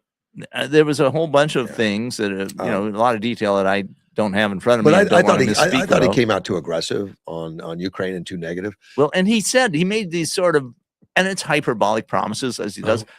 On day one, I'll solve that. I'll get peace in Ukraine. He thought he could get Zelensky to give up property. Not just Zelensky, but Putin as well. Yeah, he thought they both would agree to you take 20% of Ukraine and call it over. And Ukraine said no. Both of them said no. We want 100% of Ukraine from Russia, and we want nothing to be taken away in Ukraine. Right. I'll tell you why I asked that question, but let me take a call. Ted's on the phone. Good morning, sir. Good morning, gentlemen. How are you doing? Doing well. help me with my thought here, since you have such, between the two of you, such intellectual knowledge. When are the people in this country, American citizens, going to remember the Bolshevik Revolution? And Why is it what important that we people- remember that? because we have a group of people in this country trying to steer it in the same direction that occurred. Yeah, I'd say so. Democrat socialists are pretty And- similar. It's exactly the same. It's a rose by any other name, whatever. Well, you know, you Um, didn't have woke in the Bolsheviks, you know. Yeah, but same But- attitude of Right. overthrow. Yeah. and- I'm just pointing yeah. out there is a little difference. yeah. Right. And my grandfather fled Hungary, Austria-Hungary, to come over here to get away from that mentality. Right. And now I'm having to live through, or will be living through, the same mental powers that went on during that Right. era of his life. I- And I was supposed to be protected by my government from that kind of intrusion into the manifest destiny that we were promised by our government. I don't think the current socialists that are promoting it would be anyone that would even try to understand, because they're going to think what they're doing is different.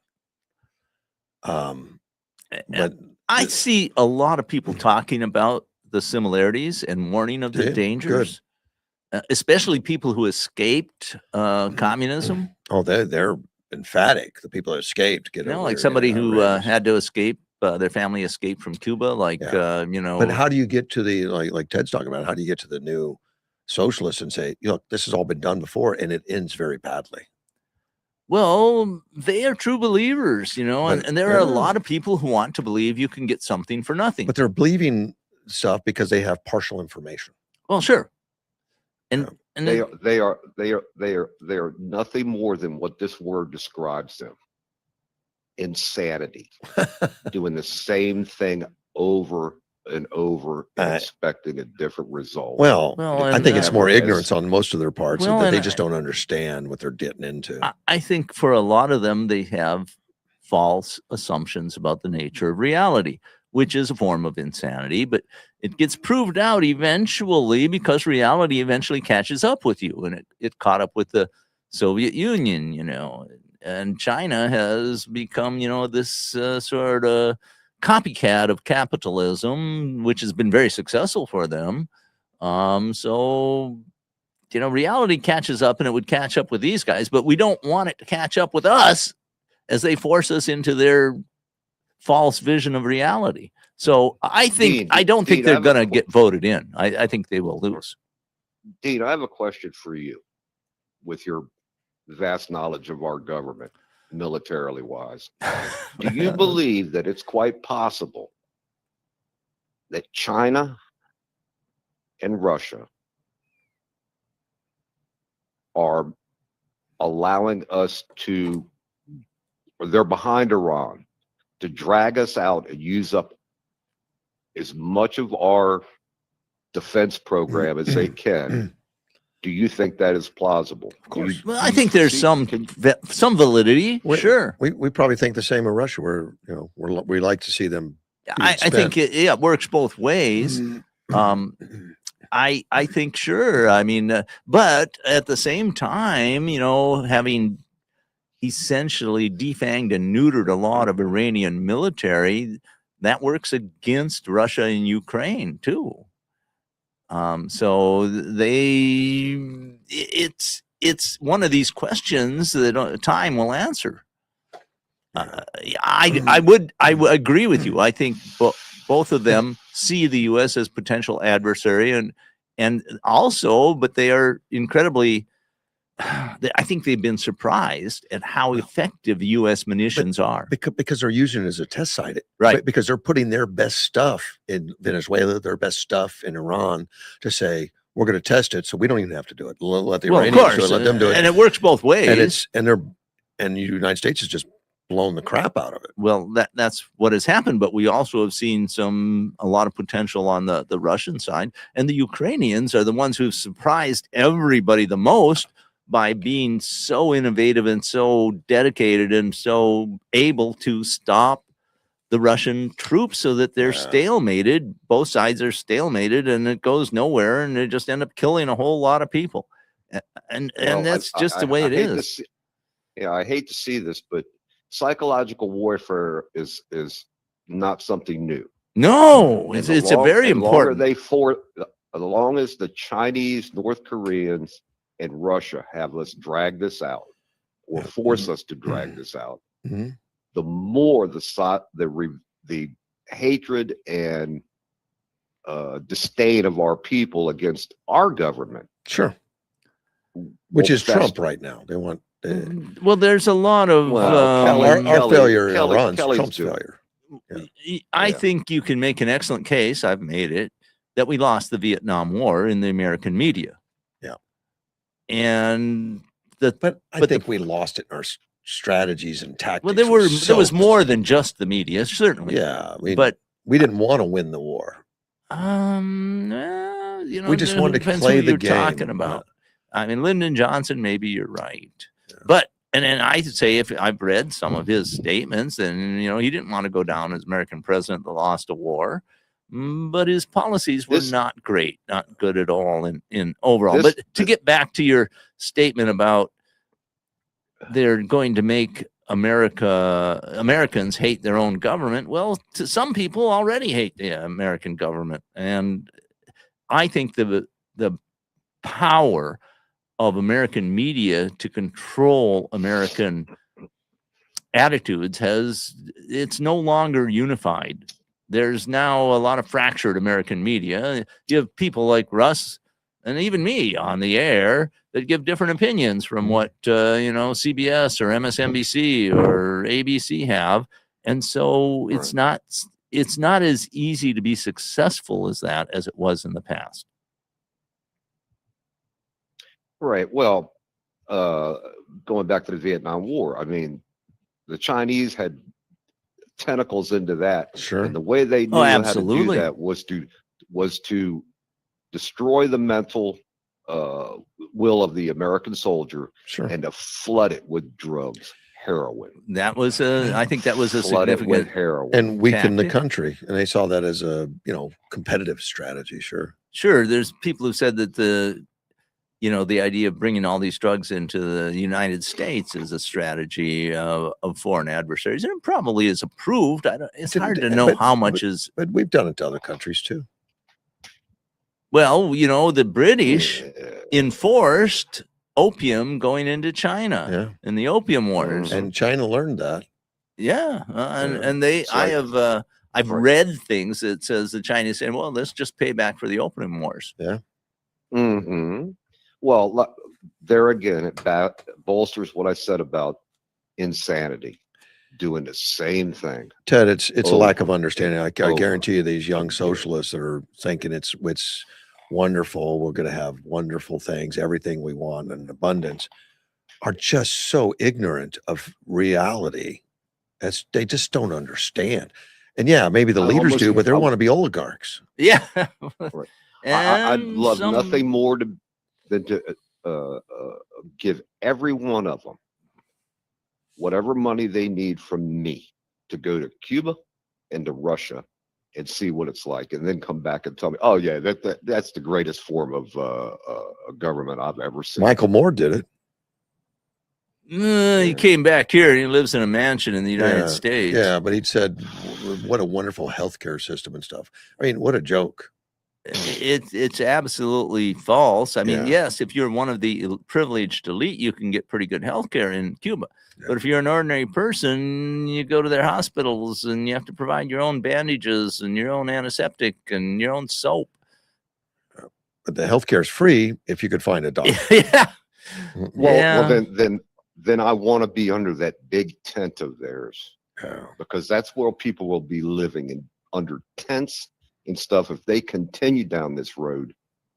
to the It's up to us though, Ted, Bolsheviks to running the Democrats. it's up to us. It's up I agree. it's up to us. We need to educate. We need to talk about it. We need to listen and let them know where they got off on the wrong track. And And I think it's easier now because they're more open now. These socialists are Oh, telling yeah. us exactly what their plans are. yes. Get rid of the judicial system. Eat Get the rid of rich. get rid of the president. Get rid of the Senate. Get rid of the cops. Open the borders, and everything's going to be wonderful. Yeah. Get rid of the electoral college. You Yeah, know, all of that.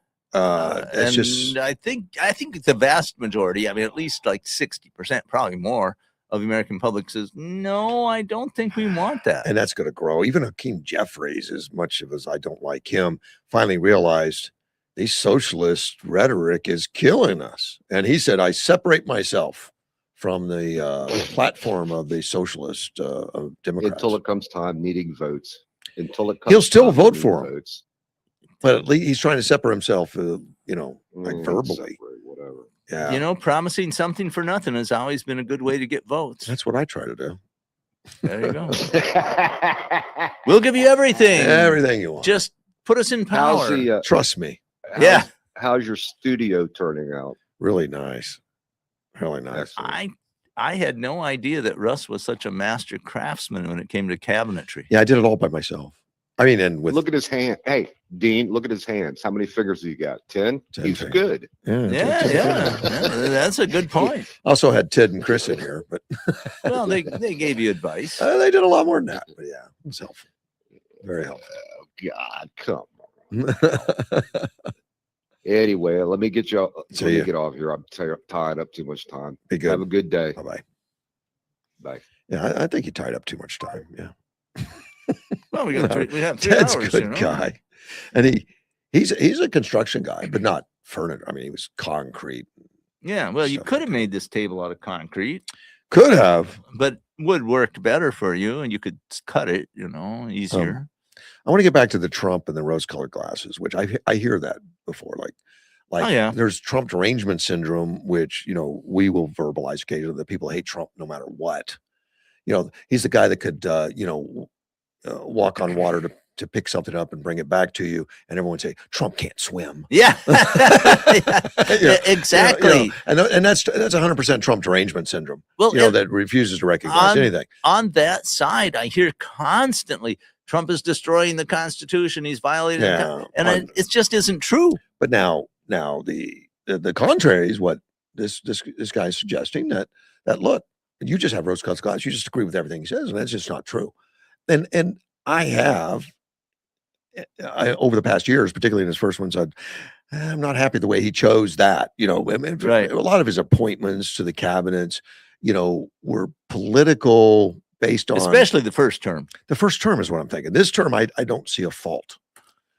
Maybe Kristi Noem, although I liked her, I can't fault him because I liked her also. No one's and she perfect. wasn't terrible. She just wasn't as productive. Well, and she made some mistakes. She did. And we sign on to those when that happens and say, yeah, she's pushing a little bit hard. But the changes are made very quickly under him. Right. He except in the doesn't- first term, he did not change attorney general right away, and he should have. Right. You know. You know. But look at his choices now, what he learned. But he was relying on politicians that he trusted Right. to help him, because when he won, and he wasn't prepared. And there were a lot of, how can I say it, politicians who he trusted, who then basically stabbed him in the back. Yeah. And people that he appointed to positions that he depended on, and then they didn't produce. You notice the people he appointed this time are Completely totally different. They're people he does know, people he has worked with. More billionaires ever than on the cabinet now, Right. making And, a fraction of what they make in a day. probably. genuinely talented people who Yeah. would be making 10, 20 times, 30 times, 50 times, 100 times what they are in this job, but Yeah. they love the country enough to sacrifice that personal wealth for the sake of the country. Do I ever read some of the stuff he wrote and go, ouch, man, I wish he hadn't been that strong or something? Probably not so much anymore. At one time I did. I just didn't understand. Like, you're not winning friends and influencing people, buddy. But now I give him the benefit of the doubt. on some He of that has stuff. shown that And I don't know, his is that system considered works. rose-colored glasses, or is that just building trust and faith? And then how much of it is that we've just come to expect the hyperbole and discount it? I just do. Yeah, I mean, when he says something that's When Trump, hyperbolic, and I'm making this up, folks. I'm going to turn Iran into a glass sea. or I'm going to have the United States control the Strait of Hormuz. Now, when he said that, I absolutely know him enough to say, he's just trying to get a point across, a little hyperbole and all that kind of stuff. And the left takes him seriously. Do I think it's a mistake? No. Well, and I don't. and what the old saying has become: Could I do it myself? No, I couldn't pull it off. take Trump seriously, not literally.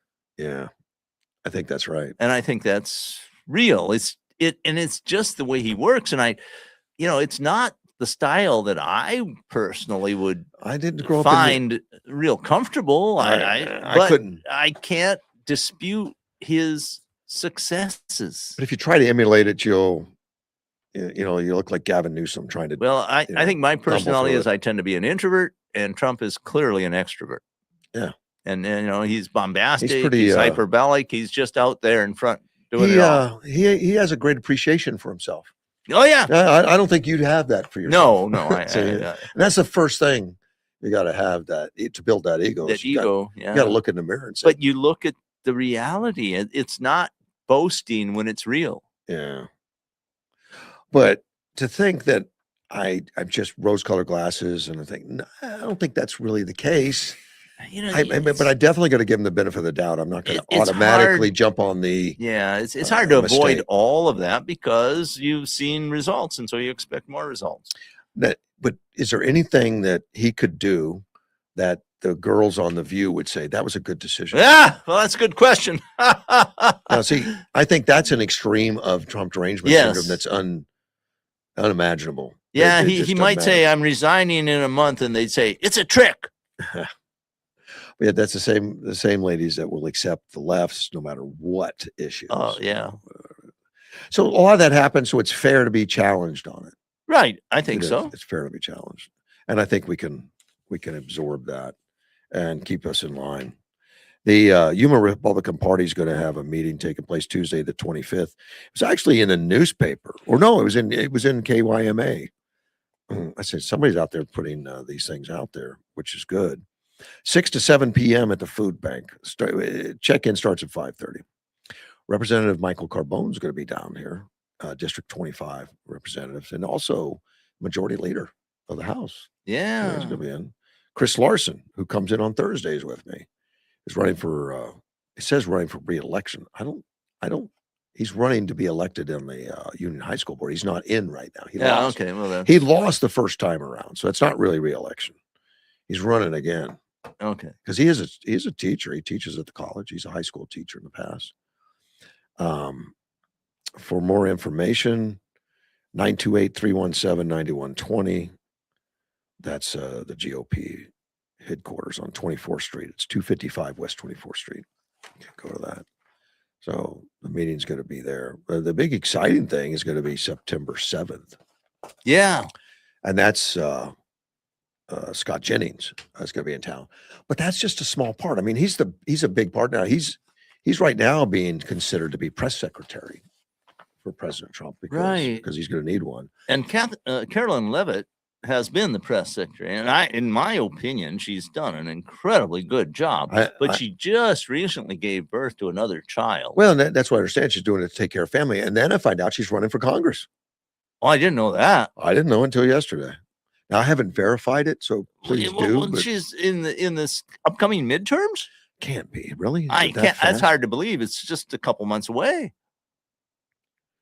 I mean, there are deadlines you have to meet. You have to file papers. You have to get signatures. I doubt she could get that accomplished unless she's been doing it all undercover, which seems highly unlikely. I mean, because this is public information. Maybe she's considering a run for Congress in. Somebody told me yesterday 2028. she's running. Did you hear she's running for Congress? I said, no. She said she was taking off to I go. find that really hard to believe. I don't see anything in here real quickly that says running for Congress. So Yeah. maybe that was a misunderstanding, or maybe she said she was going to. Or maybe don't somebody know. asked her a question. Are you going to run for Congress? She said, well, we have to leave everything open. I haven't made a decision.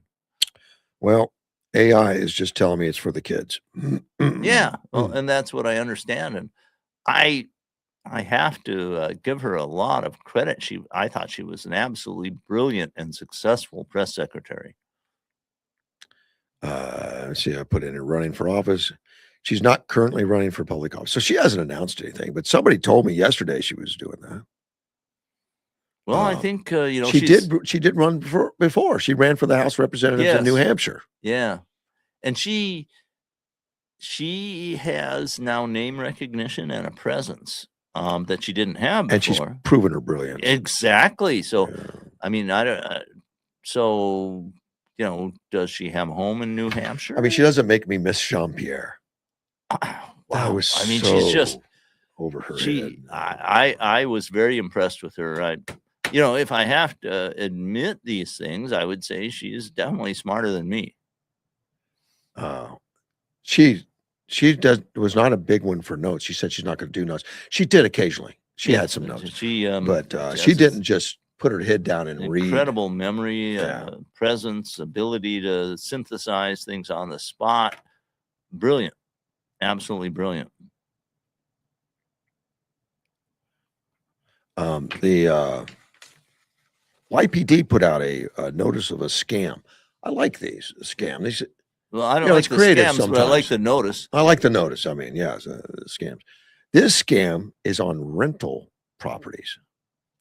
Apparently, there have been some reports that there's some rental scams targeting customers, citizens, by trying to rent things they don't own. You mean rent things out to people? Yeah, like apartments and houses. Yeah, here's this apartment. I'll rent it to you. Give me a down- $1,500 deposit today. Right. I have to have it because I'm leaving for a trip to Europe. You sound like you know the guy. I mean, are you the guy that's doing that? No. Yeah, That's it. That's exactly what it is. It says, it said they'll offer unusually low rent, pressure people to act quickly, and request a deposit before you've verified the property. Yeah. It's a variation of something for nothing. Right. So Which most scams are. They appeal to basically people's greed. buying the Brooklyn Bridge Yeah. and you don't own it. Yeah.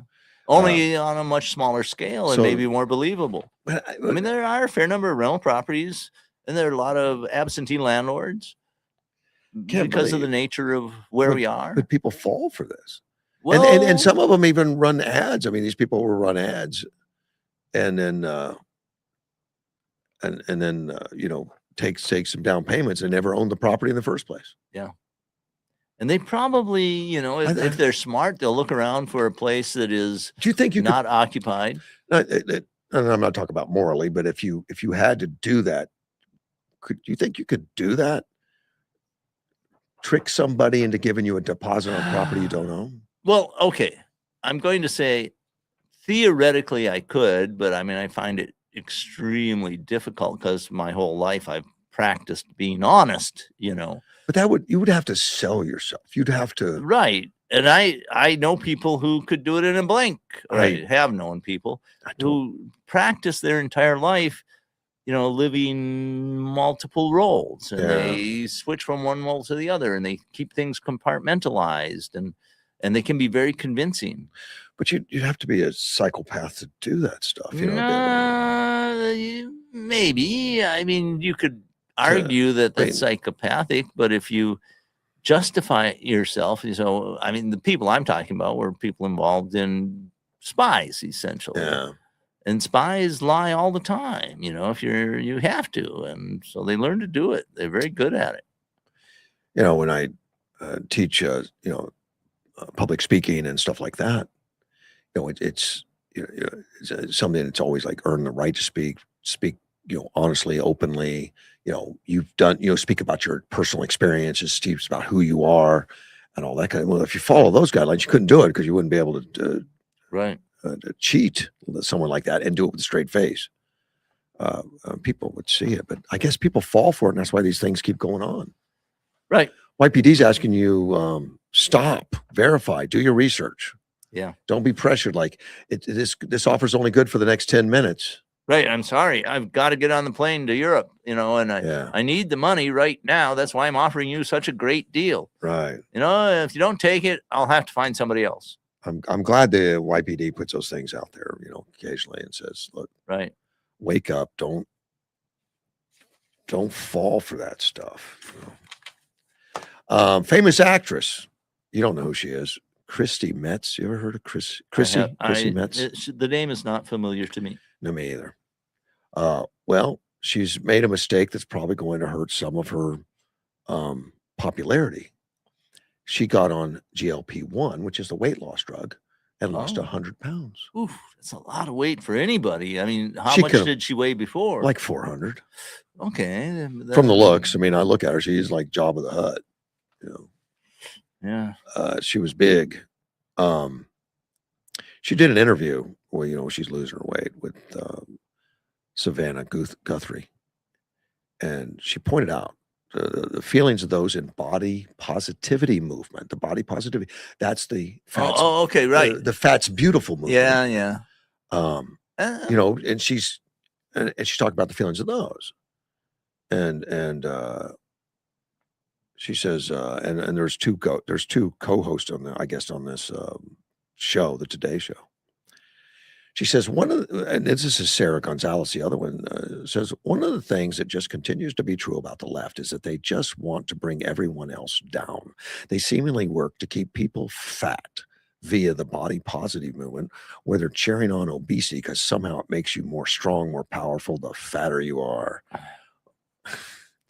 Which is an awesome comment. And she says, a lot of people have admired Metz because they feel seen. You've represented this whole community, and I don't know if there are some people watching and have mixed feelings about it. And I don't know you have provided an answer to them. So she asked. But if there are people that are like, oh, Chrissy, I thought you'd know somehow they're disappointed with this, what would you say? She says, well, I think that in discourse, she just lost 100 pounds. And you would think you lose 100 pounds. People are saying, good for you. Yeah. A lot of people will yeah. say that. I would say that. Apparently, in the way Guthrie's positioning this, is like the body positivity people are going to be disappointed. Like, how dare you be a quitter? That's sad. But anyway, Matt says, well, I think the important issue is to put yourself first. And, as we age, sometimes we have health issues that we're concerned about or want to get ahead of. And that certainly was my case. And I have to do what's right for me. You have to live your own life. And I have to do that for myself. Well, Sarah says, well, somehow people are supposed to be disappointed that she's actually trying to better herself. And let me explain to you why you're letting people down by taking control of your health. That was Guthrie mocking other people. Yeah. Okay. I have sympathy, a lot of sympathy for people who have difficulty losing weight because it's very hard. And there's a lot of reasons why people, have a lot of weight. And some people just say, well, just don't eat as much. It's not that easy. No, there's addictions. There's all lack kinds of of understanding, reasons cravings. why it's difficult. Yeah. And, if it were easy, people would do it. Yeah, So- I'd be 160 pounds myself if it were easy. I don't know. You don't want to get too thin there, Russ. I'd say, 180 maybe. 180. Well, we'll go there. They say it's just an insecurity thing where they're like, actually, I'm proud that I'm morbidly obese. Well, that's a way to a defense mechanism, I would say, Yeah. to try to defend. I meant to do that, kind of like Pee Wee Herman. I meant to do that. But I have a very, very close friend of mine who died, Yeah. and he had diabetes, and he was way overweight, but he described to me how it was the urge to eat was so intense he couldn't combat Yeah. it. Wow. That's understandable. Yeah. I mean, and you feel like, well, I spent 2 days eating salad and I get on the scales and it didn't do anything. well, yeah. Yeah. I mean, and if you're going to lose weight safely and sanely, the number I hear is no more than a pound a week. That's very safe. I About a think you pound could a probably week. do better, but I don't know. Well, Not- some not a people say doc. 2, but that's getting pretty. These people intense. that are losing a lot of weight are doing, doing quite a Well, bit more, particularly when you're 400 pounds overweight. well, Can you it's stick just to a hard. pound a week? You're looking at 10 years to get healthy. I don't know, a Well, healthy weight or something. It'd be 50 pounds a year. 52 pounds a year. So 400 pounds would take 8 years, I Yeah. guess. But I mean, you're not going to lose 400 pounds. You only need to lose 250 pounds. So that's 5 Maybe. years. And it's But very hard. with this GLP-1, apparently it's been doing miracles for some people, but it has a risk, Yeah, it does. There's and a risk. There's side effects. and they're finding out more about them. Right. And there's even some famous people that have overdone it, and they start looking malnourished. Yes, and that certainly can happen. Face sunken in, and they have to be people have to talk them down and say stop it. Now, I'm going to give advice. Yeah. Start when you're young. If you're getting into your 20s and you feel like you're overweight, work hard on getting into good shape. Yeah. I mean, exercise, It can- watch your diet. If the earlier you start, the easier it is. It definitely is. And I've struggled with weight my whole life, but not like that. That's complete giving up, Yeah, well, complete people, acceptance, yeah, and that's why I always thought the body positivity movement was just a mistake, and just glorifying fat, or overweight, unhealthy weight. yes. And- It's hard for me to say it's an absolute complete mistake because there are people who are very healthy and pretty heavy. But when there's also a point where it becomes a serious health The problem. world's changing though, and they are no longer on the front page of like Sports Illustrated and stuff. Right. You're not getting the obesity craving. Well, and for a very long time, centuries, being what we considered heavy was considered a mark of success because you had plenty to eat. Yeah, nobody could afford food. Exactly. I mean, food was a struggle for Yeah. people through most of mankind's existence. We're way beyond that.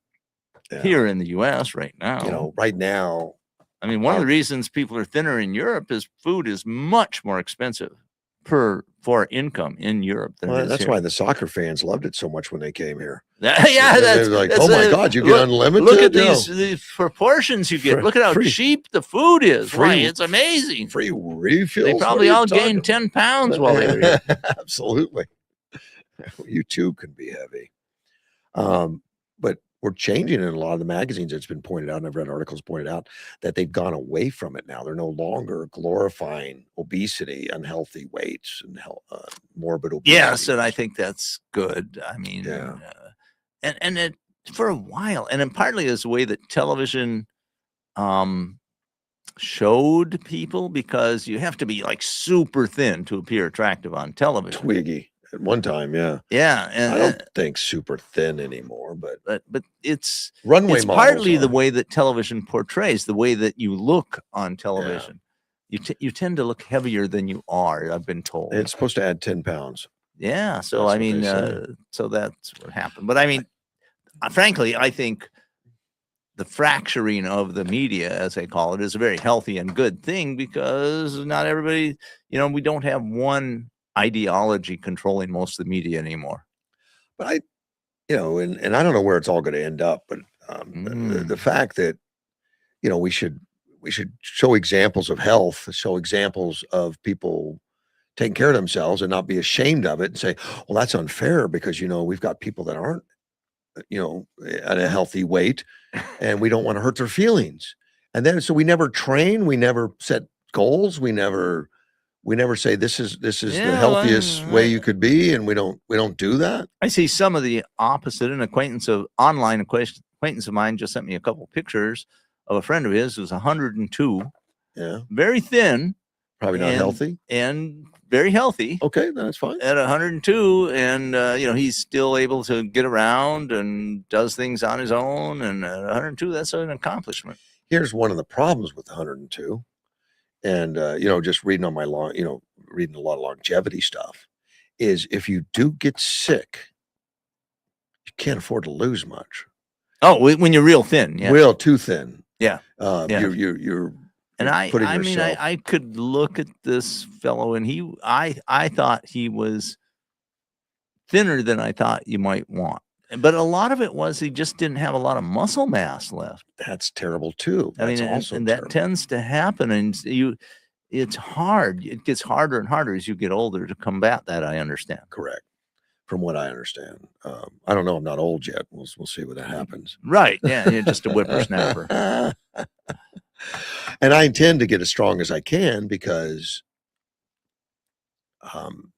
muscle mass is so important. It for appears longevity. we're seeing more research indicating that having good muscle mass is very healthy for you as you get Correct. older. Particularly because it makes strong bones also. Well, that too, You know, right? people say and- drink milk, get strong bones. That's never been true. Well, having enough calcium is important. Well, but the calcium's not going to be absorbed unless the body has a need for it. And it doesn't have a need for it if you don't have any muscle. Okay. But when you have strong muscle, they think, well, we better make the bones stronger to match. And it doesn't do that. Yeah. Well, there's the body is so complex. Right. That and there's one of the weird things about the body, contrary to all of our experience with mechanical stuff, is the more you use it to an extent, the better it gets. Yeah. It improves. It reacts to your environment. Right. If your And so environment if you stop using muscle, you lose it. You know who has the thickest bones and bone structure, the thickest bones are these Shaolin type monks that train in special, for arts, I mean, like judo and karate and all that. And they go up and hit those wood dummies from a child on. The fact that they keep hitting them, their bones is like 3-4 times thicker and denser than. You mean it's not from fractures? Nope, it's not.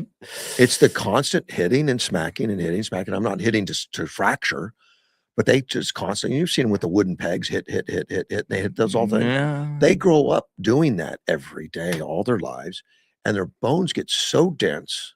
You don't want to come up against those guys and have them hit you. It's like they had a hammer in their hand. Well, I'm the skepticism on me says I want to see the measurements in the study. Because then I hear this kind of story all the time for different things. I think it'll hold up. It may. I think it'll hold up. And I think the more you use things, the body reacts and it reinforces your bones, it builds your muscles.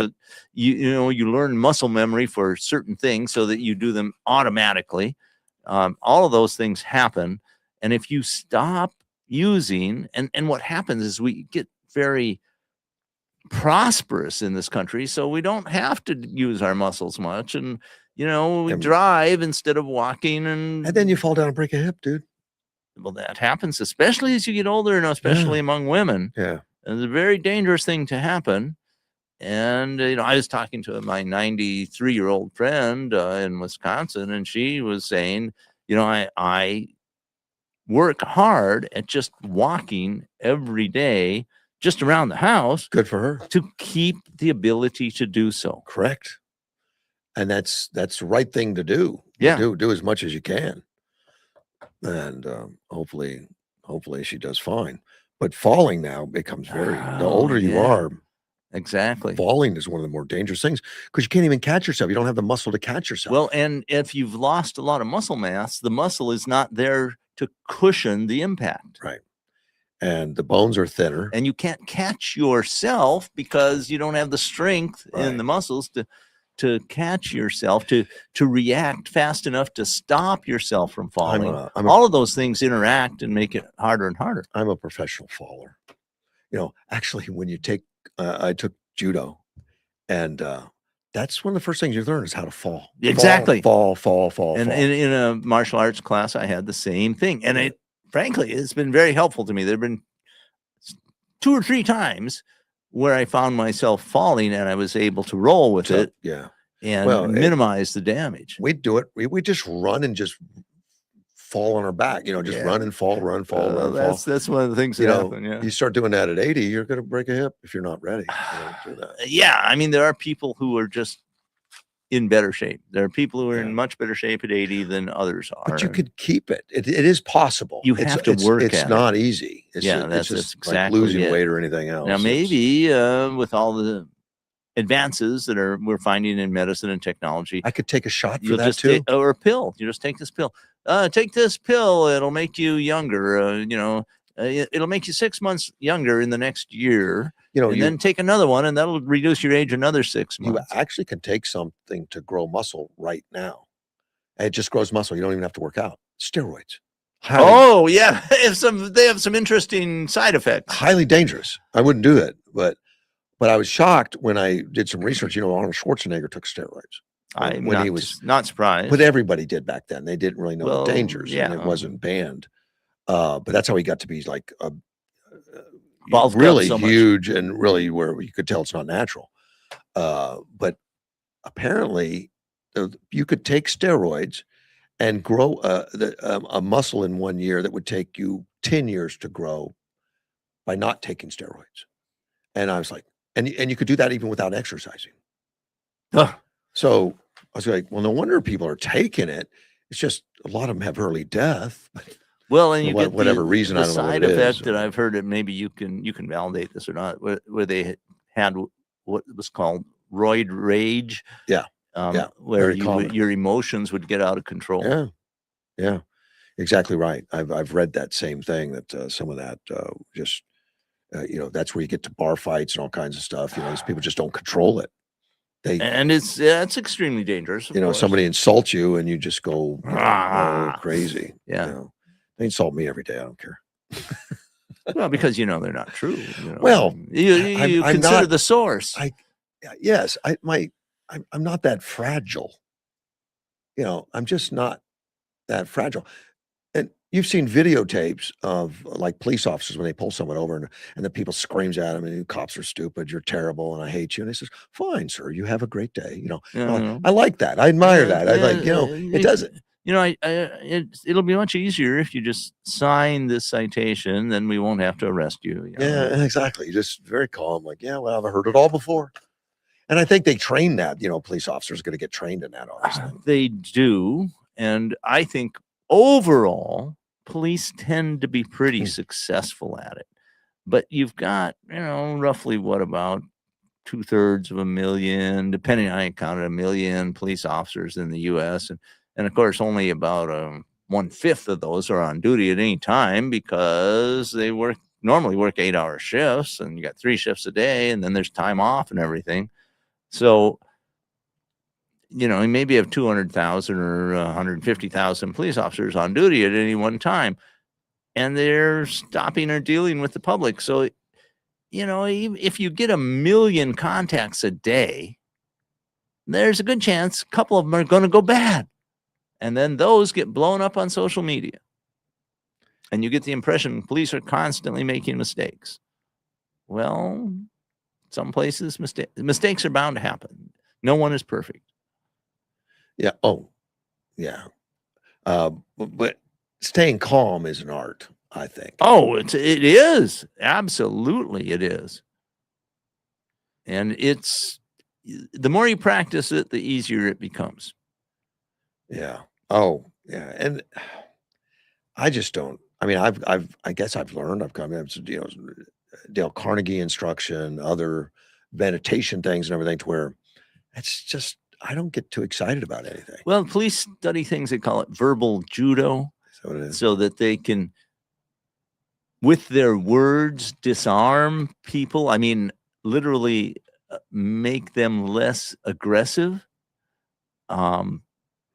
by speaking to them in the correct way, in ways that tone down the situation, and part of that is just keeping calm. Yes. And I find myself always trying to figure out what they mean by that. Like, I wonder what got this person so upset, type stuff. I don't. Well, a lot of times I don't look at it like it's an attack at me. Yeah, a lot of times it's they're having a terrible day. You're right, that are completely outside of your interaction. That interaction with you is just where they have an outlet for their emotions that are related to something else entirely. I mean, I recall significant others of men who committed murder, saying, well, he committed murder, he killed that person, so he wouldn't kill me. And I'm going, whoa, that's not good. But you understand a little bit that somebody's so out of control that they feel they have to destroy something. And it's unfortunate. And some of it has to do with, illicit, with drugs, illicit or illicit, but mostly illicit. I asked artificial intelligence if martial arts increase bone density. Short answer is yes. Martial arts can increase bone material density and bone material content. Multiple studies show that high impact, weight bearing, dynamic loading involving in martial arts, striking, kicking, throwing, grappling, and ground impact stimulate bone adaptation. Consistent with Wolff's Law, I don't know what that is. Bones remodel and strengthen in response to mechanical stress. Right. So exercise does it in any form, just about. But also the striking, Sure. the stress. But and it goes on to judo, karate, kung fu, combat sports athletes, and all that. But I've read it before, particularly on these monk type things that just get up every day.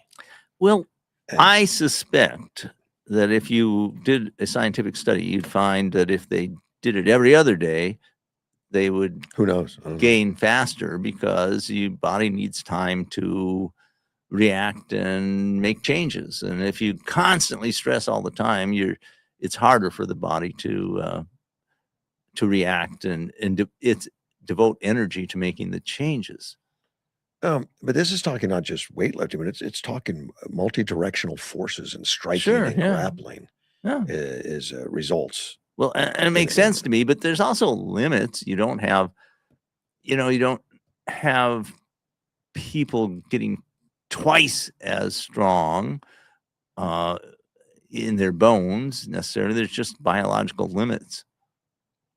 And it says high impact styles tend to outperform low impact.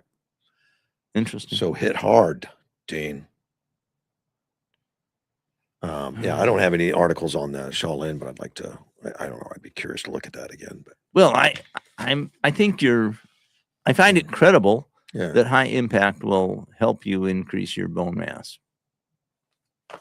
I do hit the pads about every day.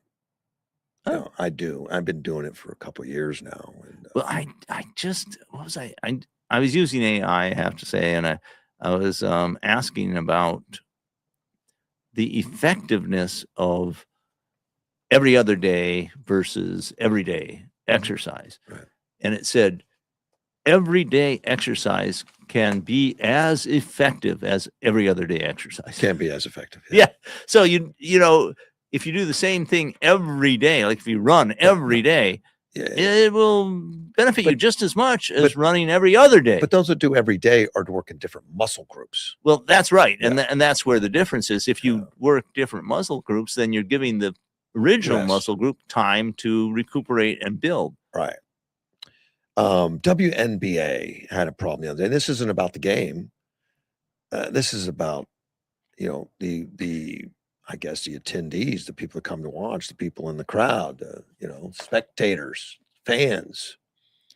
They threw a couple girls out the other day out of one of them. The Atlanta Dream was hosting the Indiana Fever on Sunday. And there was a couple ladies, a mother, Cassie, and her daughter, Annie, that security approached, came over to them at their seat. They were and they brought them shirts, and they said, look, you got to put these shirts over the shirts you have. Those are unacceptable. They were XXXY athletics. Oh. And of course, those are the athletic shirts that are saying that there's a difference between boys and girls. There's only two sexes. Right. It says protect girls. There's XX and XY. And they required them to stay there. Now, they did put the shirts on because they didn't want to leave. They paid $1,000 for each one of their tickets. Whoa. Wow. Yeah. I didn't know WNBA even had $1,000. That's I thought you could buy a whole section of seats for $1,000. I'm trying to think of something I would pay $1,000 for tickets to. It isn't coming to mind, right? Maybe a seat on one of Musk's, orbital flights or something. Maybe. But since when is that protect women, XXXY. How can that actually be offensive? I don't know. I'm looking at it, say some alien presence looks at, well, that, because it has XX Well, and then the not equal sign and then Probably, XY. yeah. But even if you look at it and say that church pointed out the boys and girls are different, Right. How could that be offensive?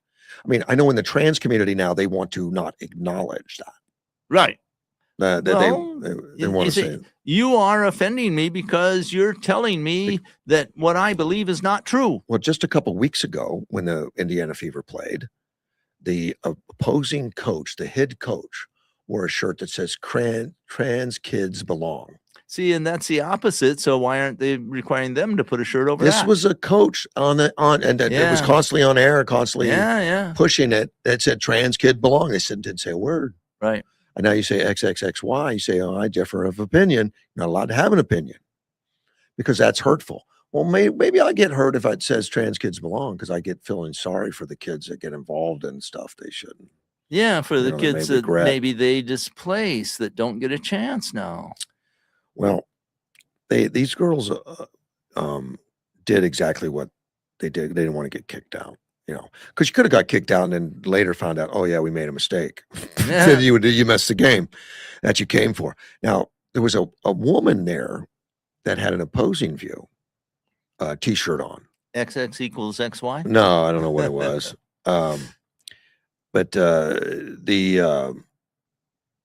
they had asked her first to cover that up, I guess. That she was made to zip up her jacket, I guess, because she was wearing a shirt that said something else about trans kids belong in sports. A fan. The coach could wear it. I guess the fan can't. That trans kids belong in sports. Now, so the mother and daughter said, well, when they asked her to zip it up, she pointed out though those two girls over there say XXXY, and they went over to them and made them cover. Oh, okay. So, well, that's kind of that's tit kind for of tat. like That's kind of sort of more understandable. Well, apparently the league has come out later and says we apologize for both. Oh, it doesn't come from us. It was so. What are they saying? They should not have required them to cover them up. Correct. Oh, okay. Which is I new think that's for me. what I would prefer. Me too. I was kind of surprised when they actually come out and said that yesterday, that we shouldn't have said that. They're really trying to find their way right now. They don't know who they are. Well, it's the WNBA. This has, yes, they've kind of gotten into uncharted territory, and they're trying to understand what can work. This is, to me, a very positive development. They said, "Oh, we should just allow it." Well, see, they want to be professional sports. They want to get all the attention. They want to get leader. I mean, they want to have fans show up and support them and buy their merchandise. We just don't want any of the bad things to go along, like controversy. Well, you guys are controversial. You already had it. You just didn't get noticed. I prefer the days when sports were very politically neutral. Yeah. I mean, you go there to relax, buddy. Pushed it politically neutral because they didn't want to offend anybody. Because if you offend people, they won't come, they won't pay, you won't get as much money. Better to be neutral. Well, Michael Jordan is famous for saying that Republicans buy shoes too. Yeah. When he was asked a question. That's a very good way to put it. And that used to be real common sense among the American business community. Yeah. That if you become political, you're going to offend somebody. So avoid it. Well, the WNBA just had a few weeks ago, one of the owners of a team went off on a couple 15-year-olds that were wearing the XXXY. Yeah, I remember that. Swearing at them. Oh, I don't remember that. Oh, yeah. The owner was swearing at them. And she got suspended from being able to attend the games for a couple of weeks. Okay, this was she being the owner. The owner was part of one of the many. They have multiple owners, but one of the owners was told you cannot attend the games. You will be you've got to spend some time away. You got to be under control. But they've been able to do this and get away with it because they didn't have big crowds, they didn't have big followings, they didn't have so with success comes at a price. So now they got attention. You got what you asked for. They've got more money coming in. They got more fan support. They're selling more merch, but they don't like being told that we can't be isolated enough to where we can support trans and nothing else. We can't be fair and balanced. They don't like it. Right. They have to get used to it, I guess. But I like what they're doing, and I think it's influence from the NBA. The NBA supports this league financially. Oh, I didn't know that. Yeah, financially, they lose money. Now Well- they've got a chance to start really making money, and they're trying to kill it. You know, they're yelling at the fans. They don't like Caitlin's Oh, you fans. mean They the want WNBA was trying to- officials are trying to kill it? Oh yeah, I mean, team owners and players, because they got used to being whatever they are. I don't know if we like the success stuff much. Well, they don't like Caitlin. You know, she's Right. it's a league that's 80% color, like 30% lesbian, and Caitlin is getting all the attention. You know, like A lot half of it, or she's getting half of it because she brought half. Right. She doubled her attendance almost. She brought half, and they don't like her. They don't like that she's white. Well, they don't some like of she's them straight. don't like her. I don't think Yeah, it's I think all that's of them. I think that's fair. It is only some. But those some are very vocal, and yeah. they've been very physical. Oh, and they've been complaining about the fans. They'll go over to the security and say, that guy called me a name, get him out of here. And there's been some players who've had fans thrown out, which is ridiculous. I mean, I've gone to a lot of different professional games, and I've heard a lot of stuff yelled like, get out of the field, you bum, or something like that. Right. You can't do that in a WNBA game. You'll come get escorted out because they're sensitive. Okay, overly sensitive, I might. Well, and I think. admit there's always a line to be drawn, but Sure. where they draw the line, WNBA was kind of ridiculous. We got a player that says one of the players, Reese, which is she was an arch enemy of Caitlin all through college. Caitlin Clark, and they met each other through college, and they were on different teams. Okay. Reese recently had one sent out. I think it was her or Dejanay, maybe it was Dejanay, who had a problem with Sophie because Sophie was protecting Clark or something. Right. And she got all this, she's getting all this attention and fame just being the protector of Clark. And somebody said the word Sophie so loud that she could hear the word Sophie, and it upset her so much she had that guy thrown out of it. Just sounds silly. Well, it was. And then the guy came back like, I don't know, a little time later, after they interviewed, found out what was going on. They said, you said what? Well, I was just talking about Sophie Cunningham, to the guy next to me. And she overheard me say the word Sophie. And she's such an eggshell. Yeah, She good couldn't- phrase. She couldn't hear Sophie's name without exploding. Isn't that something? We used to have a phrase. It was very common. A lot of people probably remember it. Sticks and stones may break my bones, but words Yeah. will never hurt me. And the meaning was that you just ignore words that offend you. Just don't pay attention to them because they're not physical. Yeah. And apparently that is no longer considered valid. For some, and they're trying to mitigate it by doing all the wrong stuff from the security standpoint. Yeah. That's not the way to fix it. You don't appease these diva players by taking care of every little problem they have. Just say, toughen up. Well, girls, and that's like I said, 20, 30, 40 years ago, you were expected to act professionally and well because you were not supposed to sully the name of the organization you were with. The All-Stars that they had the All-Stars a few weeks ago. And part of that All-Star package, when you buy into it, you come in and watch the All-Star games, you have access to the stars. They come and sign autographs or take their picture and do all that kind of stuff, which is normal for any professional Part of the league. profession. Yes. Apparently all these divas showed up late, left early, wouldn't spend time, wouldn't talk to the people, except for like Sophie, Caitlin, and the popular ones.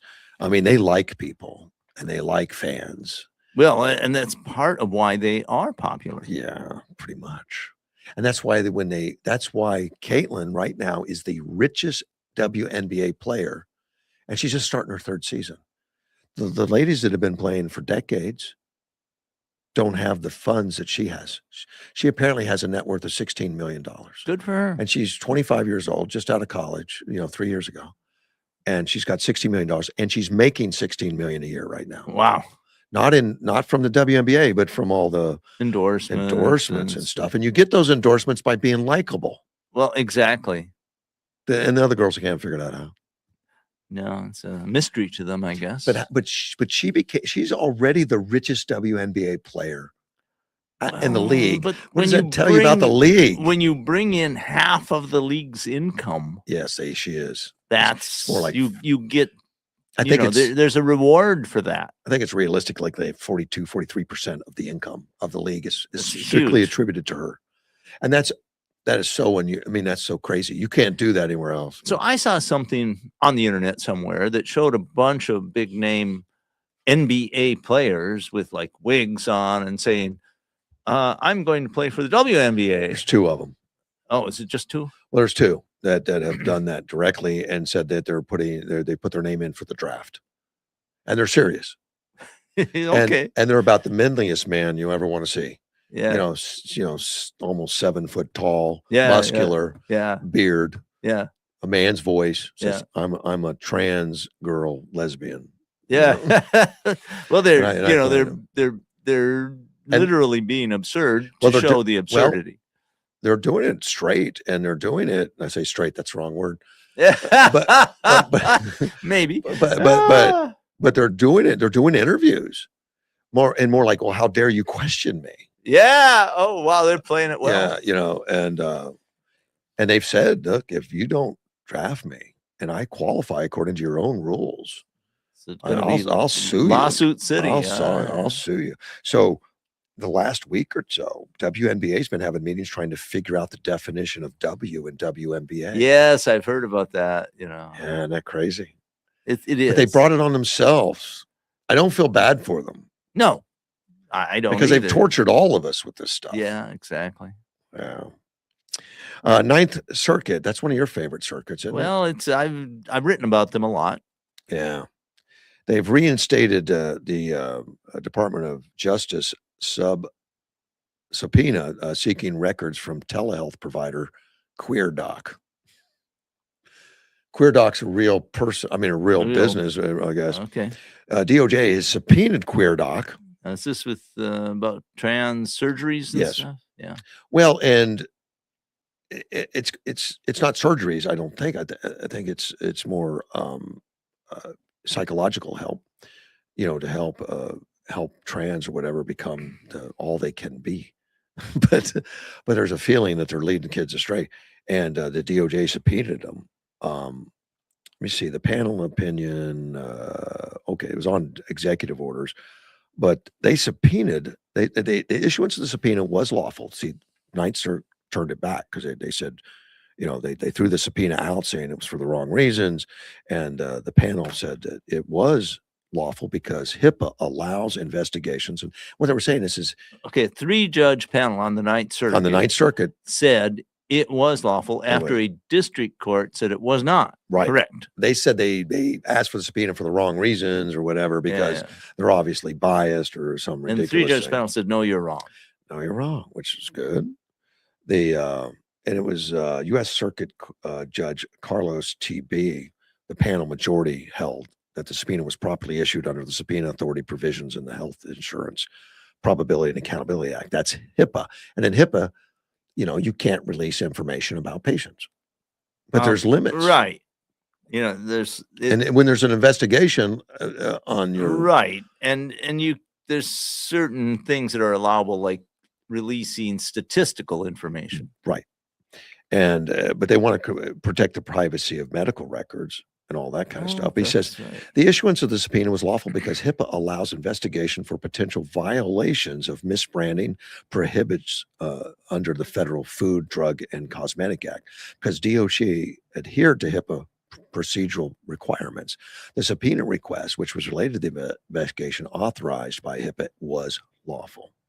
And they held that QueerDoc failed to provide specific evidence of improper intent, and that the process failed to meet the heavy burden needed to squash the subpoena. Yeah, okay. And and part of the reason it was squashed in the first place was they felt like the DOJ was influenced by Trump's executive orders, saying there's just two sexes.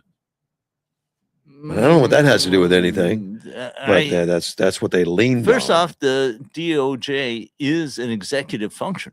Correct. It is part of the executive branch. So to say they were influenced by the executive seems kind of like, yeah, Yeah. well, of course, they're part of the executive branch. They would be influenced. But they're not allowed to influence on specific cases, just overall doctrine and Well, right. regulations. They're not allowed to say, I mean, Trump can't say, Go after Biden. that's it. You're right. You know, I don't like that Biden guy. Yeah, go after him. Put him in jail. Figure out a way to go after him, like what happened under the Biden administration. But that's what with happened under Trump. Biden administration. That's why they did Mar-a-Lago, and the White House was involved in that. Exactly. And that's not legal. It shouldn't be legal. It is not. It is not supposed to be legal. Yeah. I don't think it is legitimate, but it's a mark of a authoritarian government when you go after the person to try to find something to charge them with.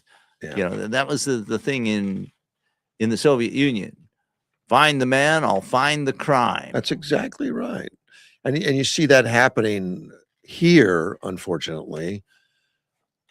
And it's disgusting when we Well, saw sure. it. And then it was, They were going after everybody that was Trump related. yes. I mean, when you have the Bar Association, and this happened in California, banning an attorney, you know, taking away his license to work because he put forward a legal argument in a case that they didn't like. Right. It was just nuts. That's what Well, attorneys do. You know, Trump during his first campaign was very noteworthy that he said, lock up Hillary. Hillary's been breaking. Oh, laws, yeah. lock up He Hillary." said it repeatedly. Now- Lock her up. Once he became president, he never did anything Right. to make that happen, because it would have been, I think, easy to do from some of her You know, it shenanigans. struck me that there were significant indicators that she had committed crimes. Yeah. And they were noted and they were investigated. And in fact, and before Trump was president, they were investigated. And the prosecutors that investigated looked at it and says, well, nobody would just arrest him for that. Yeah, type it was, stuff. And it was just crazy. It was. Yeah.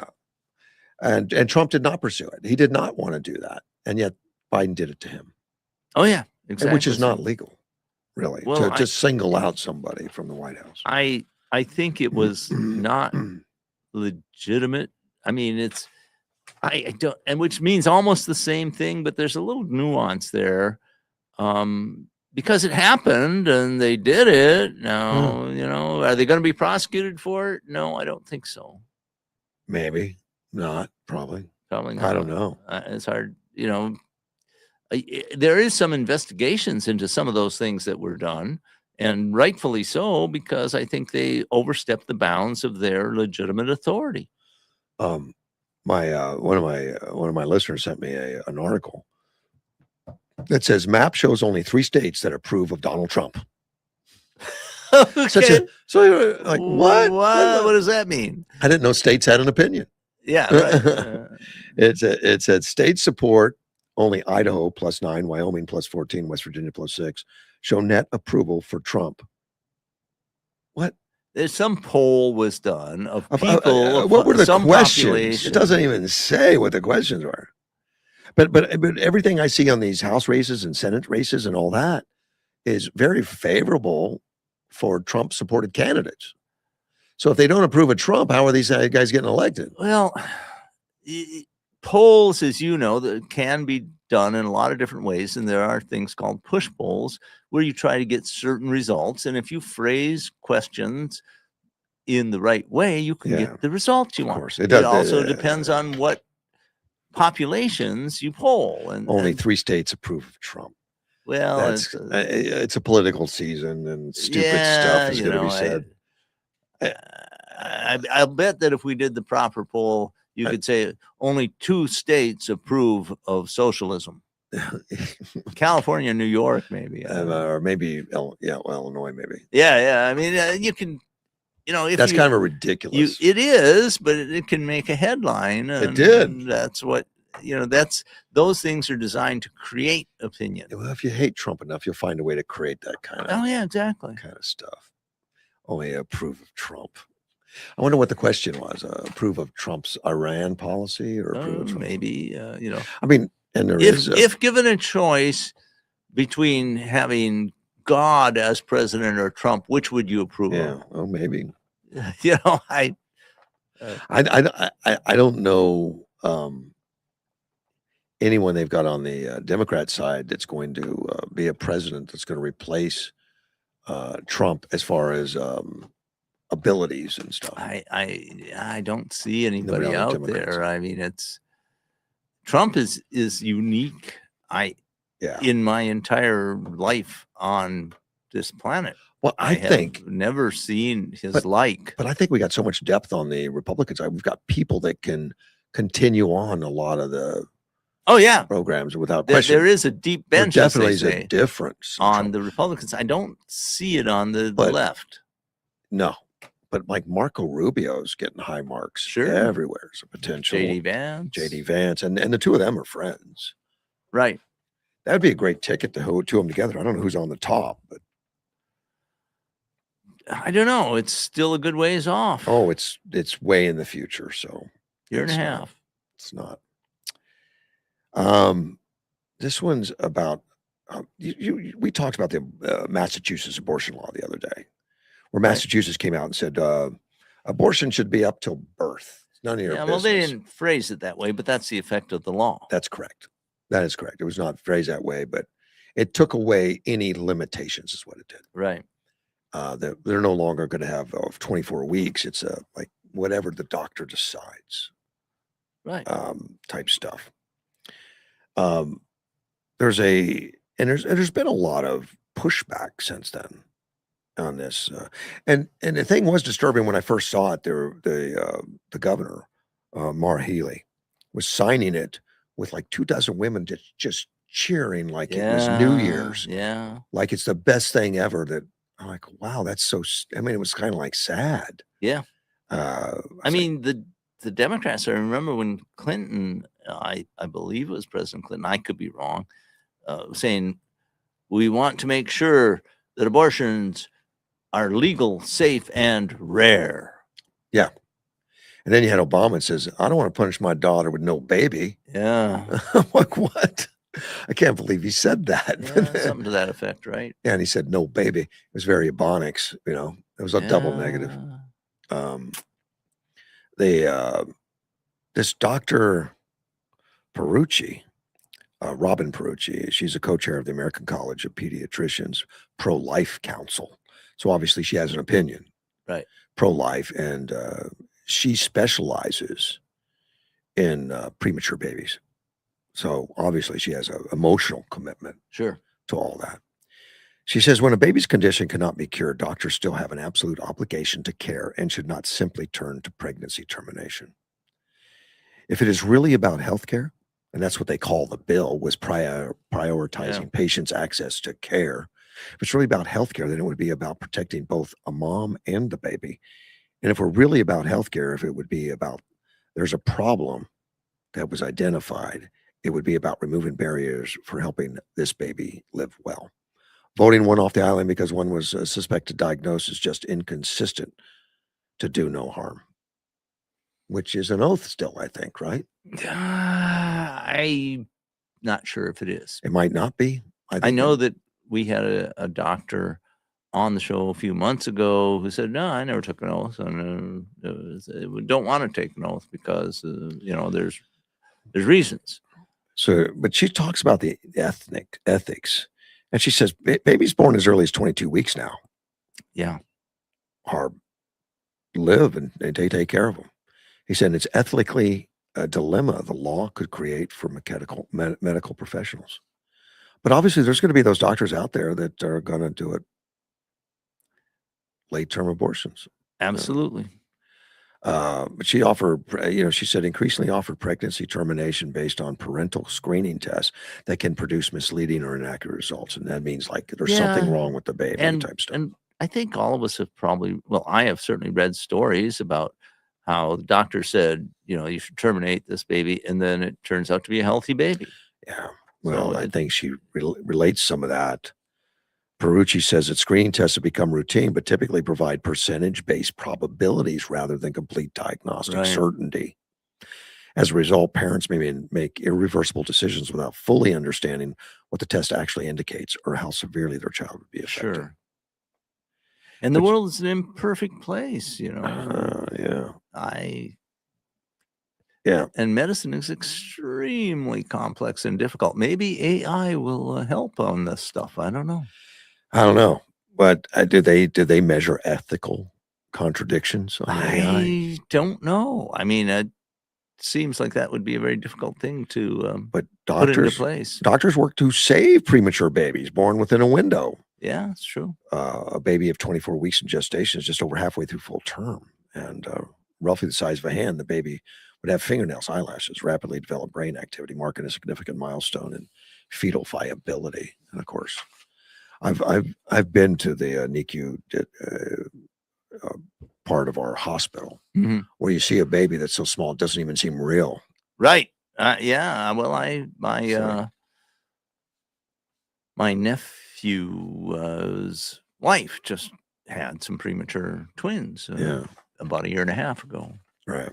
And you know what they can do is it's amazing. It is. Prenatal palliative care, which I've never heard of. The compassionate and active form of clinical care, rejecting the idea that medical care is only useful if it can result in a complete cure. Even if we don't have the ability to fully heal something, I always have an obligation to care. Interesting approach. I've never heard it like that, but she's very invested Yeah. in the health and well-being of the baby as well as the mother. She opposes abortion regardless of gestational age, arguing that the value of a baby's life does not change because of how far along the pregnancy has progressed. I don't give it different value at different points of gestation. An early abortion does not make a mother hurt any less. It just meant her baby was dead sooner, which is heartbreaking to hear. She's definitely pro-life, and she's in the Yeah, profession. definitely. In the profession, and emotionally very, very supportive of what she's doing. Right. I think I would trust her as a doc. Well, you Yeah. know where she's coming from. Absolutely, she's going to do the best that she can. Lake Powell is apparently at its lowest level reached, I guess since it's been in operation, obviously day one, it was Since at they zero. filled it up. Yeah, since they built it up. The lake surface is 35,519.91 feet above sea level. which is- No. 35,000 feet. No. I mean, 35,000, 3,500. Okay. Okay. That would make it above, Above Everest. Everest. You'd be looking down on Everest. No, Yeah. No. 3,500. Yeah. no Okay. problem. Yeah, That's you got that's it. understandable. It's getting close to getting down to where it can't generate electricity, obviously. That'll be serious. Another 20 feet, Wow. and it's down there. And it's been this low. It was this low in 23. I mean, it was just So about that's 3 years that's where the ago. record was in Okay. 23. So obviously it built back up, came back down. Well, they should be getting more. We're supposedly looking at a strong El Nino year, so we should be getting more precipitation.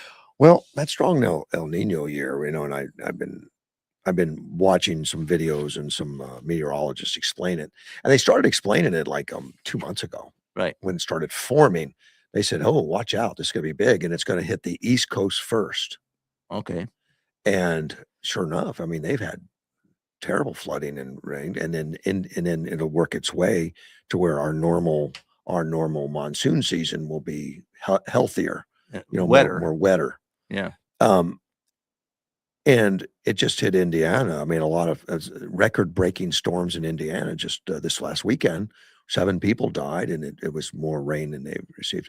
So a lot of what those meteorologists were saying about it, it's not just going to affect the West. It affects. Oh no, it affects the whole world is affected. Yeah, right. And they're saying that we're going to find lots of moisture and effects on the East Coast, the Midwest, much above normal, and it has been. And as I recall, from my understanding, the northern tier of states, like everything, Wisconsin, Minnesota, they actually get less Maybe. And that's my brother has affirmed that. He said they are much drier than they'd like to be.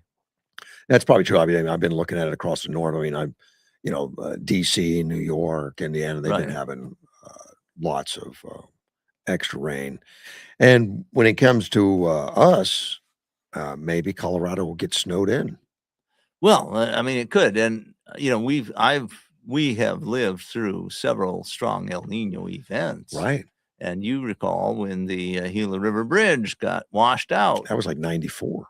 Yeah, and then No, we've had other where we've had almost all of the Gila River Valley got flooded, Yeah. and so that can happen, and that's a lot more water in the system than had been. And in that case, along the Gila River, they had to open up the dams to keep them from being washed out. And that doesn't really help our drought as much as the No, snow. but north of there, you still get a lot of Right. rain, and you can fill up maybe Lake Powell. I don't know. And maybe, but I've been hearing them say this is the strongest they've ever seen. Now, whether that results in the strongest snowfall, don't know. Don't know. We'll find out.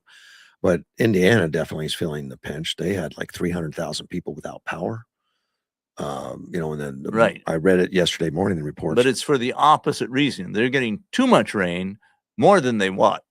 Correct. Whereas we are in a drought. Well, but they're saying that same system is going to create moisture for us too. Yes. It's just that. So Right so far, now. like we're kind of embracing the system. Don't want people hurt and people out without power, and we may end up with floods we don't want. We may. It can easily happen. We certainly did in previous strong El Ninos. Yeah, and I remember when I first moved to Yuma in '95, they had to open up the dams on the Colorado because they were reaching to a point of spilling over. Sure, and that happened also with, as I mentioned, with the Gila. Right. Like, I remember the Painted Rock Dam had to be opened up. And that was in '95, and now we've been in like we can't get water. We're droughts. We're not. We're low. Well, it happens, and it's not an absolutely predictable cycle. No. It's somewhat unpredictable in that it happens like every 3 to 7 years, so that you get an El Nino. So you can't say it's going to happen now. It'll be 3 years. No, it might be 7. And it's and the strength of it is going to vary. Yes. And that's what they're saying. The strength has to do with the warmer the temperature. Yeah, I think Of that's the of ocean. the Pacific Ocean, Yeah. and I think in the southeastern Pacific. And somehow it has an effect on the rest of the world. Oh yeah, that's what I can give you. A short answer, which is that changes the global circulation. The prevalence of high and low pressure systems, so that storms move predominantly in a slightly different direction. And here in North America, it means more storms move more south. Okay.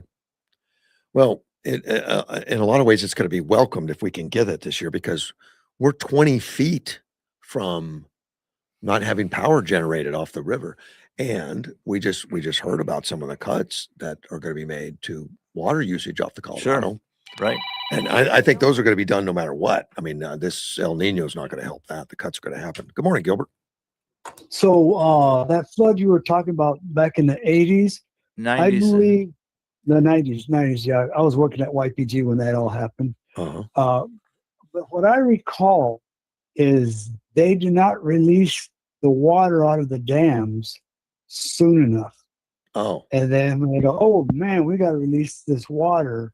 They released way too much water in a very short time. That's why we got all that flooding. Well, it's you're trying to balance a couple of things. You'd like to have the dams almost full, so you've got this reserve Right. of water, but you don't want to Yep. wait too long because then you have to release a huge amount all at once. I guess that's what happened. And That's so what it's happened. a balance. That's what happened. Yeah. Yeah.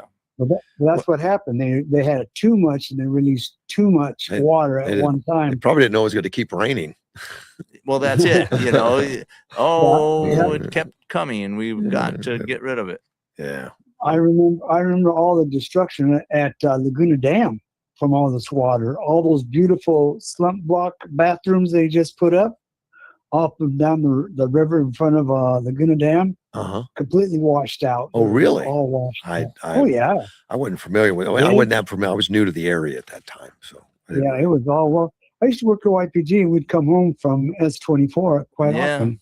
I At remember that that. time, we had to go to S24 to get to YPG. Right. I remember KFR.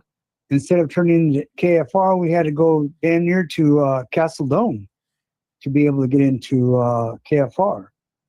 And the snake pit was washed out. Remember that bar, Dean? The Yeah, I snake pit? do. I always thought that was an interesting property. I thought, that's an opportunity. I never really looked into it much. That got washed thinking about out buying a and- bar. Well, I liked that property because it was right on the Gila River. Oh, okay. Yeah, and that's what they call it, the snake pit, for a reason. Yeah. Yeah. When they were Where are your tearing it boots? down- when they were tearing it down, the caterpillar hit a nest, and there were snakes all over his caterpillar. Talk about jumping off and getting away. Yeah. Yeah. You don't want anything to do with that. Yeah, but I remember all that. Then it was because they held too much water, and then they released too much water too fast. We're lucky that we didn't have all those canals burst. Well, and We were really lucky. before they had the dams, you had floods every so often that just destroyed all kinds of stuff. Right. I mean, much of downtown Yuma got washed away repeatedly. Yeah. Yep. I seen some washers out working out there, about my post 89, and people were looking at crossing them. We showed up with our vehicles, and I just looked at the snowbird was looking at the water and thinking he could drive his RV across. And we told him, "No, you don't want to do that, It's sir. very You really dangerous." don't want to do that." And he started cussing, and we told him, none of us are going to try to save you. You drive across, and your vehicle is taken. Have you ever You're done on it? your own. Have you ever driven across to where you shouldn't? See, if you made it, then Yeah. it was okay, right? Yeah, it was okay. Yeah. He's still When you're here. driving a Humvee, when you're driving a Humvee, that's one thing. But Exactly. when you say to yourself, this Humvee's not going to cross that, that tells you something. Yeah, It and a lot of tells it you is how much clearance you have underneath the vehicle. Because if the Exactly. water gets to where it's piling up against the side of the vehicle, well, it's too late then. Well, we have snorkels in them. We had a Well, snorkel. yeah, and it depends a lot on how much current there is. Yeah, that's what I'm getting at. And actually, what made him stop? There was a ironwood tree, not a big one, but it's nice size, that came across the highway. And we told him, see how that's a lot of weight there going Oh, across. yeah, that's a big difference from just an ordinary passenger vehicle. Yeah, and his wife she was totally scared, and rightfully so. But anyway, I thought I'd just tell you a story about we were out there when that flood came across and ruined a lot of good stuff, especially in front of Laguna Dam. That was a great fishing place. Anyway, I can go back to my stuff. Thank you, Later, buddy. Take laters. care, man. Bye-bye. You ever heard of silicosis? Yeah. Oh, yeah. You have? Okay. Oh, yeah. That's it. Well, you remember I have a mining engineering degree. So. Oh, that's right. That's right. And silicosis is, it's not a cancer. It's just. Well, I'm not sure. Cancer may be associated with it, but you get these fine silica particles in your lungs and they cause a lot of problems. And they don't dissolve. No. It's rock, basically. It's basically, But- you get similar worse things where you do get cancer from asbestos fibers in the Yes. lungs. Oh, asbestos is not used commercially like it used to be. It's No, pretty much I gone. mean, and that's one of the pretty much gone. reasons. Yeah. But countertops, stone countertops, and that's what this comes from, is stone countertops, which is very popular. Yeah, grind on them and then you get real fine dust. That's the problem. They're very, very fine particles and they hang in the air and you breathe them in and they cause problems. And I never thought about it. I had we have some countertops in our house that I had to drill a hole in for a RO system, to put so I had to drill a hole, no problem. Got the right bit, the diamond bit. And I didn't even think about the dust. You didn't wear a respirator? I did not. Oh, okay. I did not. Of course, that's not what I do every day. Right. There's a big difference between doing it very occasionally, once or twice in your lifetime, and doing it every day I for think years. that's the only time I ever drilled into anything that was granite, Stone. Huh? stone, Yeah. But anyway, there's been 31 deaths in California, just in California, from exposure to silicos. Yeah. And there's 592 cases were identified January 19th to 2026. And we're just talking California here. Well, and as I recall, it's having to do with making these and installing these granite countertops. Correct. It's not just working at the quarries, No. because the stuff is shipped in and the workers grab it and they cut it, polish it, put it in place and all that kind of stuff. Yeah. So it says 31 people died. 60 workers had to undergo lung transplants. Whew. That sounds like a major surgery. Oh, yeah. Uh, And they're not always successful either. Wow, I would think that would be a tough one. But of 592 cases, 65 workers underwent lung transplants. And it's from crushed quartz powder and polyester resins and pigments, and typically more than 90% levels of silicate crystalline. Workers who fabricated engineered stone slabs into countertops could be exposed to hazardous levels. And I know I've seen those guys working. I don't necessarily see them working with respirators when they're doing this insulation. They should be. And they have to cut and grind sometimes, corner stuff out and knock a little. Yeah.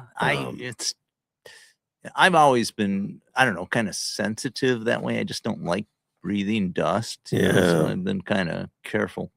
The median age of diagnosis is 46. Whew. The median age, that means they've been working for 25 years in the field. maybe. Yeah. The median age of death, 52. Oof. Wow. Only Yeah. 6 years later. The workers had a median of 22 years of occupational silica dust exposure Median. out of the 592 cases. They took the Right, so cases. half of those were more than that, and half of those were less. Yeah, of 22 years. That was right in there. So, Yeah. I mean, they had to work in a business for a while. A long time. It's preventable with reduction or elimination of dust exposure, the water-based tools, Yeah, yeah. which when I did the drill, it was all water. Oh, yeah. See, that catches the dust and contains it and keeps it away from your lungs. I had Andy with me, and Andy was there while I kept constant water. I mean, he said, "Let me handle the drill," Okay. and he did the drilling. I did the constant water. Well, that really reduces the risk enormously. Yeah. And ventilation systems required to control the Right, dust, install, right. maintain, all that. But the American Lung Association, when silica dust is inhaled, the lungs suffer inflammation, permanent scarring, especially around airways, air sacs, makes it difficult for the affected person to breathe. And it's the really fine. The particles are hard to get rid of. That's a big problem. If you Right. could just get rid of them, the body would expel them quickly. It just gets used to them. It's just Well, They it's stay just there. hard for them to expel. That's the problem. 2.3 million workers across the United States are estimated to be exposed to silica in their Yeah. workplace, Okay. including So, 2 million in the construction sector alone. So how many of them are in California? You'd consider I don't know. a significant Well, number. they're the large It's about population. 10% of the population, a little more. A little more than 10%. So Yeah. So you've got 500 cases out of 200,000. So that means most of them are probably using protective gear. you would think so. I don't know that we're really good. I mean, there's still this. I see it more. The guys in my shop now, I see it more wearing the gloves that we Oh, yeah. offer and stuff. Over my lifetime, the amount of protective gear worn in any kind of manufacturing and construction trades has gone up a lot. Yeah. Well, my son-in-law is a ALS, and he's terrible shape, can't move, and he was a mechanic in the military, aircraft mechanic. Right. And because he's got the disease, we found out so much more about the disease. And aircraft mechanics in the military have a high rate. Really? Yeah. That's fascinating. Military has a high rate overall. Huh. They still don't know what causes it, Right. That's why I was curious that. but they just know that, there's certain professions you can start dotting it out and say, wow, these guys have a lot of it. Yeah. And he has said that he was one of the guys that never wore the gloves, never wore protective. Oh. Don't know if that made any difference or not. It's hard to know. Yeah, you don't know, but because you don't know what causes it. Right. But I don't think it was helpful. And I think I know the mechanics I work with now at Precision. They're more quick with the safety stuff. You know, I've bought much safety stuff over years that nobody uses, which is sad. Yeah. I know that as a supervisor, I would try to emphasize using safety gear. I think we had some success. Yeah. I mean, you tell people, look, if you're not using the safety gear, that's your fault. That's not our fault. Yeah, but workman's comp is still your Oh, yeah. your I mean, burden. Reports of injuries are your burden. Yeah, exactly. You know, and like, why'd this happen? You know, Yeah, exactly. Well, No, yeah. I mean, and frankly, this a lot of the safety gear works. Yes, it does. And simple things like when you're grinding something, wear eye protection. Yeah. And you'd be surprised when people yeah. don't. Oh, yes. Yeah. Yeah, I remember when I was, young and less Stupid. informed. Yeah. And get a metal fragment in my eye and had to get it taken out. Yeah. Not a good time. Did you wear eye protection after that? More so. I can't say that I always did. I just got to this. Only take a second, kind of thing. My dad was not an example of good safety protocol. In fact, I remember when we bought a car that had seat belts that he refused to wear them. He did not cut them. He said, "Yeah, my uncle always cut them out because they'll kill you." The seat belts, Yeah, well, I had a very good friend of mine, and he survived, and he died of cancer, in his 80s, but Yeah. he didn't like to wear See, seatbelts. if he, cancer, he couldn't do anything about the same. My dad wouldn't wear 'em for the longest time. Now he changed probably later in life. I mean, I started wearing them as soon as they came out. I read the But statistics, and I'm going to statistics make it a really good. habit. Yeah, but he always heard this one story. Well, this guy was killed because he Yeah, had the yeah. seatbelt on or something. I'm like, Correct. really? And I'm a kid. I'm believing it. I'm thinking, well, yeah, I'm going to be like my dad. I'm not going to use safety. There you go. He changed, and obviously I use some safety. We're out of time, Dean. It Yep. goes quickly. Thanks for coming in. Thanks for listening. We'll be back tomorrow. In fact, both of us. Yeah. Russ Clark with Mortgage One Studios. We'll be back tomorrow.